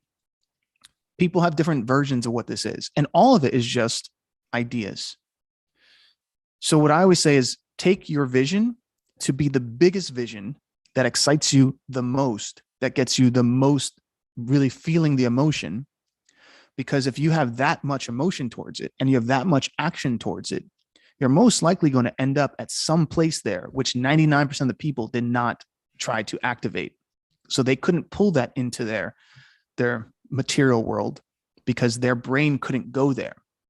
They might even have the talent, but their brain can't go there. Their thoughts can't go there, which means they can't bring emotion and energy at that level to activate those things. So I think the first part is just the thinking. It's basically like this. You would say that if, like, I guess, have you ever heard people say, oh, so why do you do that? And someone goes, oh, that's just the way I operate. Like, that's just the way I operate. Right. Okay. Yeah. And people say, oh, that's just the way she operates, or that's just the way he operates, or blah, blah, blah. Yeah.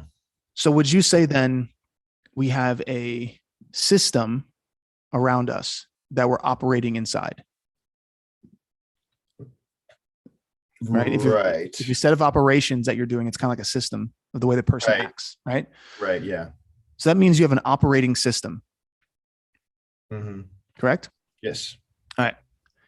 If you want to update your computer, or if you want to buy a new computer, do you give it a new way of operating, or do you keep old ways of operating? If you want to be efficient and have no viruses on it, you want a new operating system, right? Yep. Okay. Yep. So that's basically the mainframe of how we create the new reality, the new computer. You have to update your operating system. Most people don't update their operating system. Yep. So it's like they're trying to pack on all this gigabyte of information on a 2013 Mac. But that Mac no longer holds all that information. It's a little bit slower, but they're still trying to compile these ideas instead of saying, whoa, remove all the ideas that don't serve me. Only focus my attention, because where my attention goes, my intention goes on the thing that I really want to develop. Remove all the viruses in my brain, all the things that slow me down and slow down the operating system. Update the operating system, put a new RAM of hard drive in there so it has a lot of energy, and then try to make the biggest goal possible. Most likely, you're going to get somewhere that even you didn't comprehend fully of how it's going to happen. And that's the part of then letting go, is create it all, put large amounts of energy behind it, know that it will happen. And that's a powerful word, the will. It's that you have to know it will happen because you're willing it to happen. And you have to be willing to put in the time and the energy to do it. So that word will is very important. You gotta really trust the process. Yeah. And the reality is that the process, it's kind of like everything else. It works. It's just, if you do a lot of songs that are really great and you put them in the right hands and you're constantly pitching them and this is your business, eventually something's going to happen. It's just going to happen. It's impossible for it not to. If all those things are happening, you will create something that is in line with the vision that you've been holding on to. So that's why I'm always saying do things like the 5-year plans and get to a level of production where you can be competitive and study till eventually all this stuff becomes kind of second nature to you. And you basically build a new operating system. You remove the system that told you couldn't make a beat, like when we first met or something, or remove the system that said you couldn't do something, right? And then you throw that system away because it no longer serves this new computer. And the new one has different patterns and efficiency levels and can reprogram itself. It knows how to do things. It knows how to learn. It knows how to relearn. It knows how to share information. It knows how to spread around information. But the reason why I say double it is because once your brain goes to the magnitude of doubling it, you actually energetically double your opportunity. So let me give you a perfect example. If you're basing your future off of your past, which a lot of people do, it's going to be limited because you've only seen the results of your past. If you base your future on the unknown, but that your energy is going to be met energetically with something that's in alignment, then all you have to do is build energy. Because the past you wasn't building energy. Right. Does that make sense? Right, but the energy part is kind of like I'm like, whenever it's fun. Let me try to break this down because you said this before. Like you were like, energy, Adam, I don't understand energy. Okay, listen. Yeah, I'm gonna try to explain this the easiest way. All right, when you go, do you have a car? Yeah. Okay. What do you put in it so it could drive? Gas. Which is? Energy. Okay. When you pay for it, what are you paying with? Money. Which is? It's conversion of energy. That's what it is. Mm-hmm. It's the energy of the value of your time and your effort. Right. That's what money is. It's energy. When you walk to your car and you put your key in, you are using what? Energy. Okay.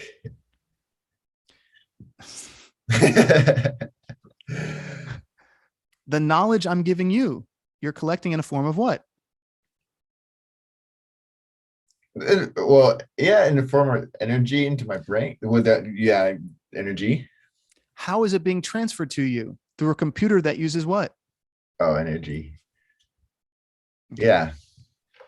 Every single thing is a transference of energy. Right. Everything. You go on a date, you buy food, you have sex, you drop someone off, take a picture. Everything is capturing and transferring energy. Right. Everything. You break down to it. Yeah. Every single thing in your room is created because someone put energy behind it. Your tea kettle, the blinds, the books, your bed, everything was made because someone took energy to make it. And then you paid them with your energy to have it. Yep. Okay. So when I say everything's energy, I'm saying if there was no energy, none of that stuff would exist. Right. So when you break it down to the smallest level, that's the way to create. Simplest level. That's the best way to create. It's kind of like I can tell you how to simply make a song by structurally saying the easiest way to create a song is to have an intro, verse, pre-chorus, chorus, second verse, second pre-chorus, chorus, bridge, chorus, outro. Boom. There is a structure. And from that structure, you can develop ideas. It gets a lot easier. So when I say to you, everything is energy, when you notice that, once you become aware of that, then you start going, well, where am I spending my energy? Because you only have a limited amount of energy on this lifetime. Exactly. Yep. So where are you going to spend it? Because every day you're putting it out there. Like you are an electrical charge. And I'm not saying that in a hippie way. I mean, literally, it's the reason why people do different Tai Chi. It's Qigong. Have you seen this stuff with energy? Mm-hmm. Okay. Mm-hmm. It's because we're energy. Yeah. There's people who heal each other with their hands. Reiki and all kinds. It's energy. Yeah, I saw that from your last mentorship. I was like, "What the?"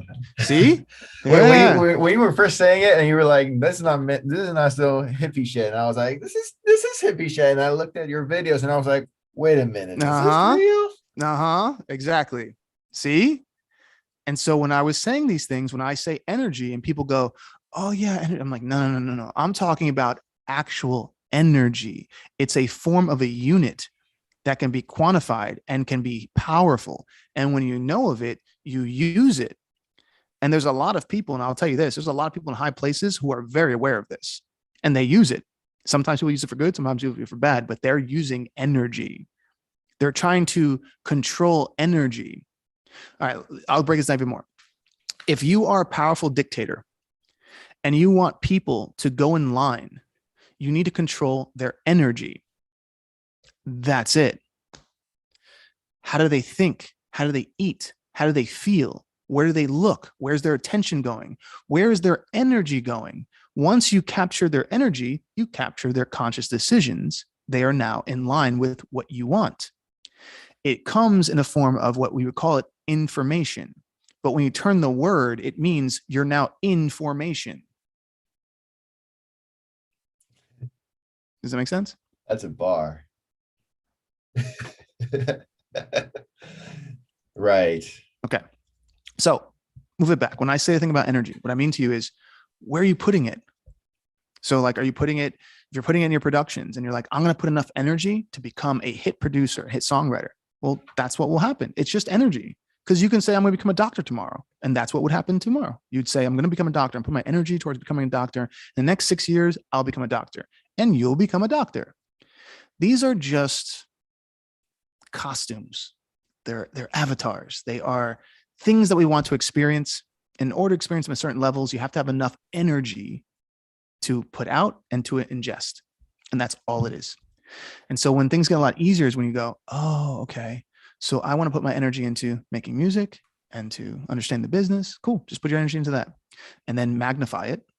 What is the result you want to see? I want it to be very successful at this. Okay, cool. Imagine that. What does that feel like? Get the energy stored, get it going. Oh, that feels different. It's not me feeling like I don't have enough. It's not me thinking I'm never going to make it. Like that's a different energy, and you will attract that energy because energy only attracts itself. That's just how it works. So when you change your energy, you attract like energy. It's a magnet. Yeah, that I believe. Okay. Yeah. So that's all I'm saying. It starts from the very basic blocks. So in order to help your mindset change, you sometimes have to change your actual emotional state and your physical state and things you're doing. And then what happens is you start to attract energy like that. So you'll meet other people who are thinking the way you are. And then you come together and then you create something that turns into magic. Why is it turned into magic? Because the energy was there behind it. You might not be able to see it. Like, honestly, the perfect example is that Next Level song. That's a perfect example. I was playing that song for everyone in the group way before anything happened to it. I was putting on the commercials and no one was like, oh, this is a hit. No one said that. But there was energy behind me and Mario creating things because me and Mario have a certain kind of energy together. And so when that went out there, our energy is also behind the song and other people felt that energy. And then the energy got picked up on this, and then the energy got picked up on that, got picked up on this, picked up on that. And then it kept rolling. And then after 2 years later, now the song's won awards and it's been on this channel and on this charts. But it started from our energy. And that's what I'm talking about, is getting your energy to a certain level. Because me and Mario both think similarly because we spent many years in tutelage. So we have enough confidence to know that our energy put together will create something. But if we didn't believe in ourselves, if we weren't working that as hard, if we were just kind of throwing darts, we wouldn't have that kind of collective energy together. Does that make sense? Right. Yeah, I do generally believe in energy, similar energy attract, but then how do good people meet bad people? Get entangled with bad people? You gotta give me more example than that. How do good people meet bad people? That I mean, how do cats meet dogs? I mean, like, what do you mean? Like, tell me example. Like, how does a good person meet a bad person? Right. I mean, I guess like, for example, like maybe if we happen to meet a bad, manager or executive that's trying to take advantage of us when we are just trying to, we're just trying to, make it an industry. And you're saying we didn't see it, they were bad? We weren't able to feel their energy? Yeah, we didn't. If we didn't see it in the first place, I think if you knew your energy, you would see it. You would feel it. You would say something's not right about here. It's not the same frequency. This person has different motives or something. You would feel it. It'd be evident.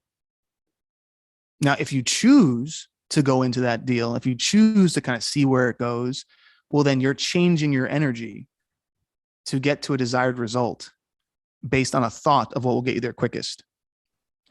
But if you're true to your energy and you're like, nah, something doesn't make sense here, then you'll only attach and be connected to the ones that are in similar vibrations.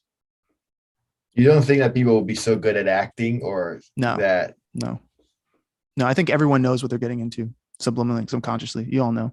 You can feel it. You walk into a room, you're like, some don't feel right. I don't know if I want to be here or not. And it could be the way the person moves. It could be the way the person talks. It could be when you ask them certain questions, something's not adding up. I think when people are truly aware of their own sensibility, you can tell when things aren't right. But if you still go forward, now that's an active choice that you're making consciously. But people like to put it in their subconscious and go, well, what if? People love to say the what if game. Well, I heard a story that so-and-so did it and they became famous. And it's like, oh yeah, well, are you looking to get ahead or are you looking to connect with your energy? That's two different things. They're not the same. More money does not mean you're aligned with your energy and it's positive. There's tons of people who sell drugs. They make tons of money. They're not truly aligned with their real energy and it's not positive, but they're millionaires. Right. Yeah. But how do you actually aware of your energy? I think this is part of the thing. When I was listening to your last class, I was kind of disconnected too, when you were talking about discovering your energy to, like, I understand, like, do good things for your people, like that I understand. But we were talking about something about just basically using your energy to give to the people who you care about, something like that. And I was talking what about I'm talking about. I was talking about where a lot of people I noticed don't give back their energy to others in a way of paying it forward. A lot of people don't do that. Right. And so what I was meaning by that was, if you look at energy as something you give to people rather than expecting income in return, just giving your energy out, what happens is that energy is still an energetic value, which means it still is permeating. It might not be this person who pays you. It might be that person, and they might pay you 10 times what it's worth. So when they hold in their energy, well, I don't do this unless it's for that. And I don't, when people do that, they're just holding in their energy. They're harboring it. So there's no value that it becomes permeating around them with anything else. So that's what I was saying. If people are helping you, then help other people. If someone you can help out with, share your energy with them. It might not be them who pays you back, and don't expect it to be, but just know that energy is constantly growing. And when people when you really can fundamentally understand that, you don't hold back your energy, you gift it. I gift my energy all the time, because I know exactly the game that's being played. I know I can be on here for an hour, I can be on here for 4 hours, but I'm gifting my energy. I'm like, oh, take my energy, go ahead, grab it, run with it, take it. And I know that this energy I'm giving you will come back 100 times fold for me. So I'll keep giving it. It's the reason why I keep helping everyone. It's because I know it does that. You might not see it in the first year because it's still permeating. It's still a thought. It's still just vibrational frequencies underneath this fourth dimension doing this. But then as it starts to permeate a little bit more and a little bit more, a little bit more, now it turns into material things. And then material things, then all of a sudden you can stand upon. And you're like, oh my God, that did just happen. And then you do some more, and it starts to grow. It starts to grow. And you as a human being, and you experiencing this life, start to become more magnified by the energy that now supports you. But some people hold on to this energy because they're looking for things. So I just say, go out there, help people, put it out there. And when I say help people, it could be different ways. It could be a friend who needs help with a beat, help the friend. It could be someone just needs your ear, be the good ear. It could be your family, your mom, your cousin, your brother, whatever. But just getting used. It could be the Bill for 100 Club. You're like, I'm gonna do something to put my energy in to help the club. For me, the massive moment will happen in our club when everyone realizes what their energy is capable of, and they actually start pushing the club forward without being asked to. That's when things get interesting, because a lot of times people don't act unless they're told. But a person who knows the power of the energy acts because it's time to act. That's different. For me, I don't need someone to tell me when it's time to do something. If I walk past something, like, and Amy will tell you, if I'm walking down the street or something and something is on the ground or whatever, I'm going to pick it up and put it where it needs to be. No one has to ask me to do it. No one has to tell me to do it. If someone's like, oh, I'm coming into town, I'll be like, hey, I'll swing by and pick you up. They have to ask me to do it, to tell me to do it. When I see something that's out of place, or if I'm seeing you do something, I'll be like, hey, you might want to try doing it like this. I'm going to give you something that will help you without asking for anything in return. A lot of people won't. They'll wait for someone else to be accountable for something. When you can recognize where your energy is valued and you give it back, it will always give back to you. So, for example, and I'm giving you a hypothetical. Right. Let's say you noticed that the club needed more people who are great producers. And then you said, I'm going to teach a lesson in the club once a month or twice a month. I'm going to teach something in the club to help people, because that helps me to build more connection with the people who are in the club. That means I get to help it out more. And that means as I grow, so do they. And it's a win-win for all. I guarantee you, if you said something like that, then Denise and I would have a conversation, be like, hey, should we pay Banner some money? Like, should we figure out how to work out something with him so that way he can keep doing this? Because we would see that your forward energy created a value of energy. I actually wrote that in my plan. There you go. Like one of my plans, like inside the in my tree graph. What the hell? But there you go. Yeah, but you said that it's going to return to you, and I'm like, whoa. I know. I would say more likely, but you would say I know. I'm like, damn, how? But here's the thing. Here's the thing. I'm saying I know because I've tested it. So this is not like an equation that I'm sure about. See, that's why when you might be hesitant because you've never tested it. Like I know because I've tested it. I know if I talk about something today, let's say if I threw out a random thing like pink flamingos, right? Pink flamingos. I'm going to see pink flamingos. If I keep my awareness open in the next 2 weeks, I'm going to see pink flamingos. I know it's going to happen because I know my awareness will get closer to that thing I'm looking for. And that's just how it works. I know if I put an X amount of energy and I put my songs in front of these executives, I know that something will filter out after that. I don't know which song it will be. I don't know how big it will be or how small it will be, but I know something will come out of it. It's kind of like you saying, I know if I put eggs and sugar and flour, a cake will be made. And you can say you know it. The same thing I'm saying. And once you test the equation enough, you will know it. And then the fact that you know it builds more confidence in it. And it's less about looking at things physically and more about things metaphysically. And that's where the real game is played. The game is played before it materializes, not once it does. So if you're doing the thing of, I only see it, I only believe it when I see it, you're already a step behind.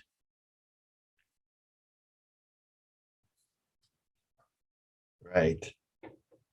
It's like, I have to believe it before I see it, and then it manifests. That's actually how the formula works. Yeah. I mean, that's why we invest in crypto or we invest in anything, right? It hasn't happened yet, but we just believe that it's going to happen. There you go. Yeah. And that's what everyone else is doing in crypto. Everyone's they're investing in the thought. We all think, once again, the thought and the energy and the emotion create something material. It's the same thing. Right. Yeah, damn. I mean, this all sounds super like hippie talk to me, but it makes sense. When you break it down like that, it makes sense. When you say hippie talk, let me understand this. How is that not science? I guess I hear too many hippie people talking. Oh man, the energy. And No. See, like, I'm saying actual energy. I'm talking about like the actual, like look at it like a unit of energy. The minute you walk down the street, you are depleting your energy. The minute you get food, you put back up your energy. I'm not talking about hippie stuff. I'm talking about science and actually how this breaks down. If you go to learn to be a doctor, you're putting energy into form of action and knowledge. And then you get a diploma to become a doctor. It has nothing to do with hippie. It's just, if you do this enough times, you'll become that. If you want to become a hit songwriter and producer, you have to write enough songs and get enough tutelage and enough awareness to where eventually it becomes that. It just it'll form. I think what they call it is like energy follows form. So first you have to form what it is that you want, and energy will flow into it. That's how it works. If you don't know what you want to do, energy can't go into it. Right. So that's when you say the hippie thing, the reason I'm trying to help you rewire in that sense, because when you put hippie, you're downplaying something that the whole entire universe is based upon. Right. And so you're never going to truly activate or access what I'm talking about, because for some reason your brain has a thought pattern on that. It's something that's woo-woo. Right. But when I just explained to you, everything in your house is built off energy. Your lights are on because of energy. Your parents pay that bill, which is an energy bill. Everything you do is based around a fundamental form of energy. Yeah. And all that makes sense to me. All that, when I'm thinking about electric light, I'm like thinking of back in my physics class where electricity looks like this. Mm-hmm. And what is music? Music is a form of energy. That's why it has frequencies and hertz. Yeah. The hertz is the energy. Yeah. It's all energy. And when you understand that, and get away from the, and here's the unfortunate part, is that any evolved species would know that's what the whole thing is. Like any evolved species would be like, oh, well, this is just bits of energy being transferred and traded the whole entire time. That's all this is. If you remove all the feelings about if that's a car, or if that's a computer, or if those are just feelings towards objects, because you've put them into your brain based on boxes of how you can explain them. But if you took them out of the holographic reality, it's just energy. You're just using energy, things that take up energy. That's all you're doing. Then it gets in the question of, how do you want to use it? How much energy of your own are you going to spend? That's the actual game. So at one point, hopefully you'll remove it out of the woo thing and start to realize like, oh, no. He's actually talking about real energy, which I'm letting you know this. Some of the people in the highest places in this world, that's what they're trading. They're trading energy, and they know it. It's not a concept. It's how they design everything they're using. If you can understand that concept, you can use it for yourself on a smaller scale. But every government, every major thing is figuring out how to use and how to manipulate energy. It's conscious energy. Right.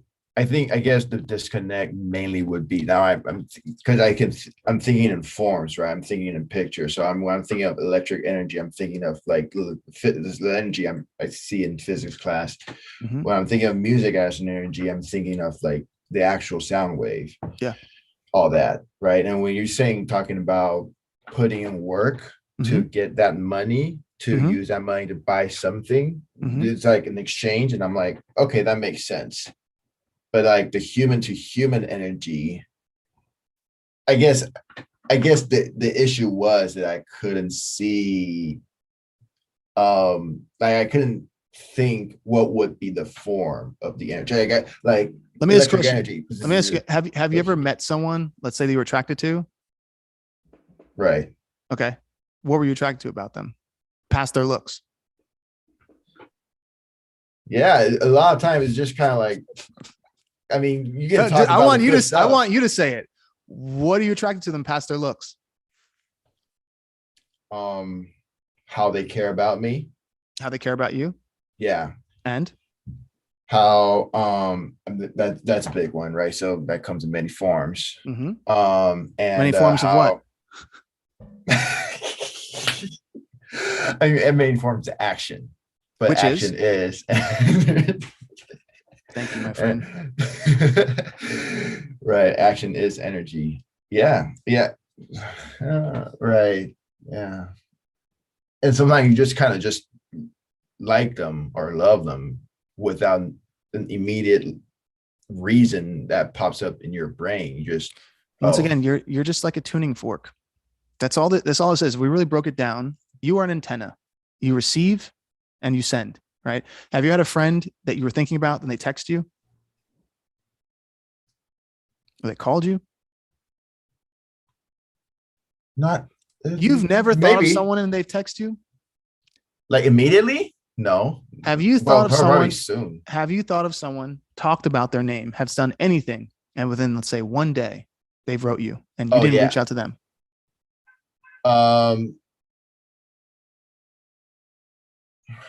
Not exactly that way. Well, what exactly way, so I can understand? Well, I mean, I can't think of a case like that right now, but I remember I don't know would this relate, but last night I was looking back at the news of my favorite artist in Taiwan, and then this morning some shit happened to him. Okay. And I was like, what the fuck? Well, I'm talking about more of a personal thing. And right. You'd be the only person I've ever met who this has never happened to. So that's the reason why I'm asking you. You've never talked about someone in your friends or your family, and that person has wrote you, texted you, or emailed you within a day of you talking or thinking of them. And if you say no, you're the only person I've ever met my whole entire life who said no. And if so, that's fine. I'm just being honest. Like, no, you might be an anomaly. I can't think of it. Immediately, I can't think of it. Like, Logan, has that ever happened to you? Yep. I see Lexi says that's happened to me. Yep. I literally, you're the only person I've ever met who said that's never happened to them. So You maybe just didn't realize it. maybe you need to open up your energy more. Maybe part of the mindset block, because the mind would be the door. Maybe part of the mindset block is not allowing you to access this other part. Because I'm letting you know that you are an antenna and you are sending frequency out and you are receiving frequency. And that's why when you meet someone and it's past the looks, because looks are the first thing that people see. But then when you actually talk to them, there's a frequency in their voice, how they think, how they interact. Those are parts of energy. Where does their knowledge base? Means how much energy have they consumed? What are they putting out forth to you? And you said how they treat you. Say, what kind of energy are they giving you? That's all this it really breaks down to. So I'm just saying to you, if you've never experienced that, then possibly you might want to dive a little bit deeper into some of the things I'm talking about, because you would be the only person I've ever met who said they've never experienced that. And maybe it's a fun rabbit hole for you to go down a little bit. I mean, that immediately if that you're talking about that immediately, yeah, I can immediately think of a case that happened to me. Yeah. Maybe go down the rabbit hole a little bit, man. Like look it up.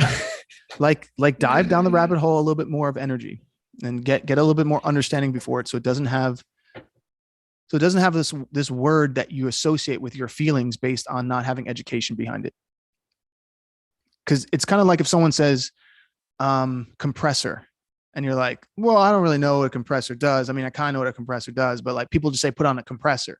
And I'm like, yeah, but when you study compressor, you start to understand what it does. And you understand that there's a science behind it. And you understand the reason why people are talking about it.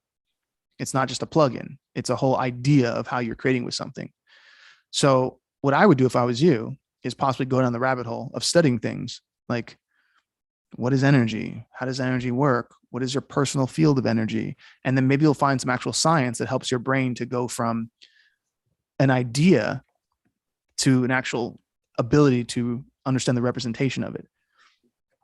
And if there's 3 people on a phone call telling you we've all experienced the same thing, and I'm telling you you're the only person I know who hasn't experienced it, then maybe it's something that you could experience if you were open to it. And that might change things. Who knows? Who knows?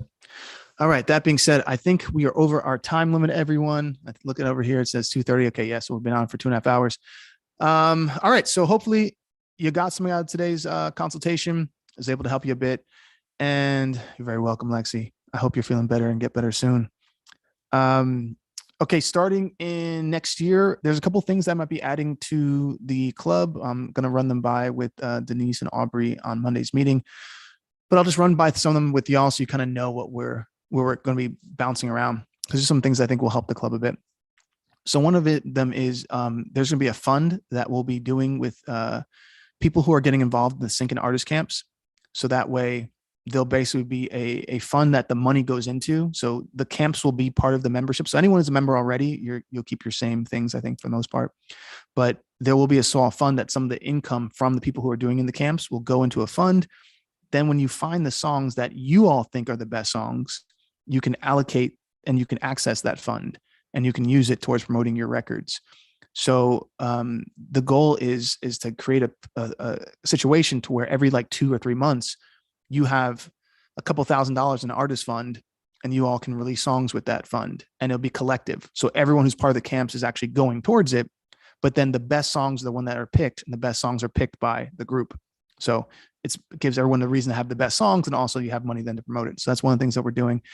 Also, I don't know exactly what week-long course we're going to do, but we might do a week-long course on promoting and like actually music marketing.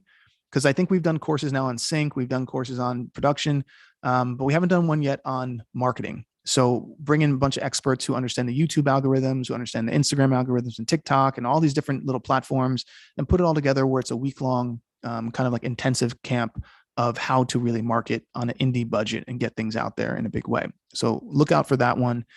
Then also I might do a thing where it's kind of like an elite group. Basically, it'll be only for people who are level 3 and up who want to get their first placements. And what I'll be doing is kind of going in deeper and putting everyone into mini groups and executive producing all of the records to help you get them to a certain point to where you actually can start making these placements. So it'll be a full year, though. I want to be very clear. It's a full year of like a teamwork where we'll be writing songs, producing songs, educating, to get to the goal of doing the song a week. So at the end of the year, we all have between 40 to 50 songs minimum. And I'll be kind of like steamrolling behind you the whole time, pushing them to make sure that the best song's quality, and then helping you with the pitching process. So that'll only be open people who are level 3 and up. And for people who are really at that point where they feel like, okay, I'm right around the corner getting some placements. Now let's put the afterburners in and let's see where we take it. So anyway, those are some of the things that we'll be doing next year. I'm just giving you a heads up because I know we'll probably start sending out emails and newsletters about it, but just so that you're aware, and that way you can pick which things you might want to be a part of when we hit it 2022. All right. That being said, good seeing y'all, and I will talk to you soon. That is so exciting. Thanks, Adam. Yeah, brother. Thank you, Adam. Yeah. Thanks for the talk, man. Thank you for your time. My You're pleasure, awesome. guys. My pleasure. And I'll see you a bit later. Bye, Adam. Later, y'all. Be well. Peace. Peace.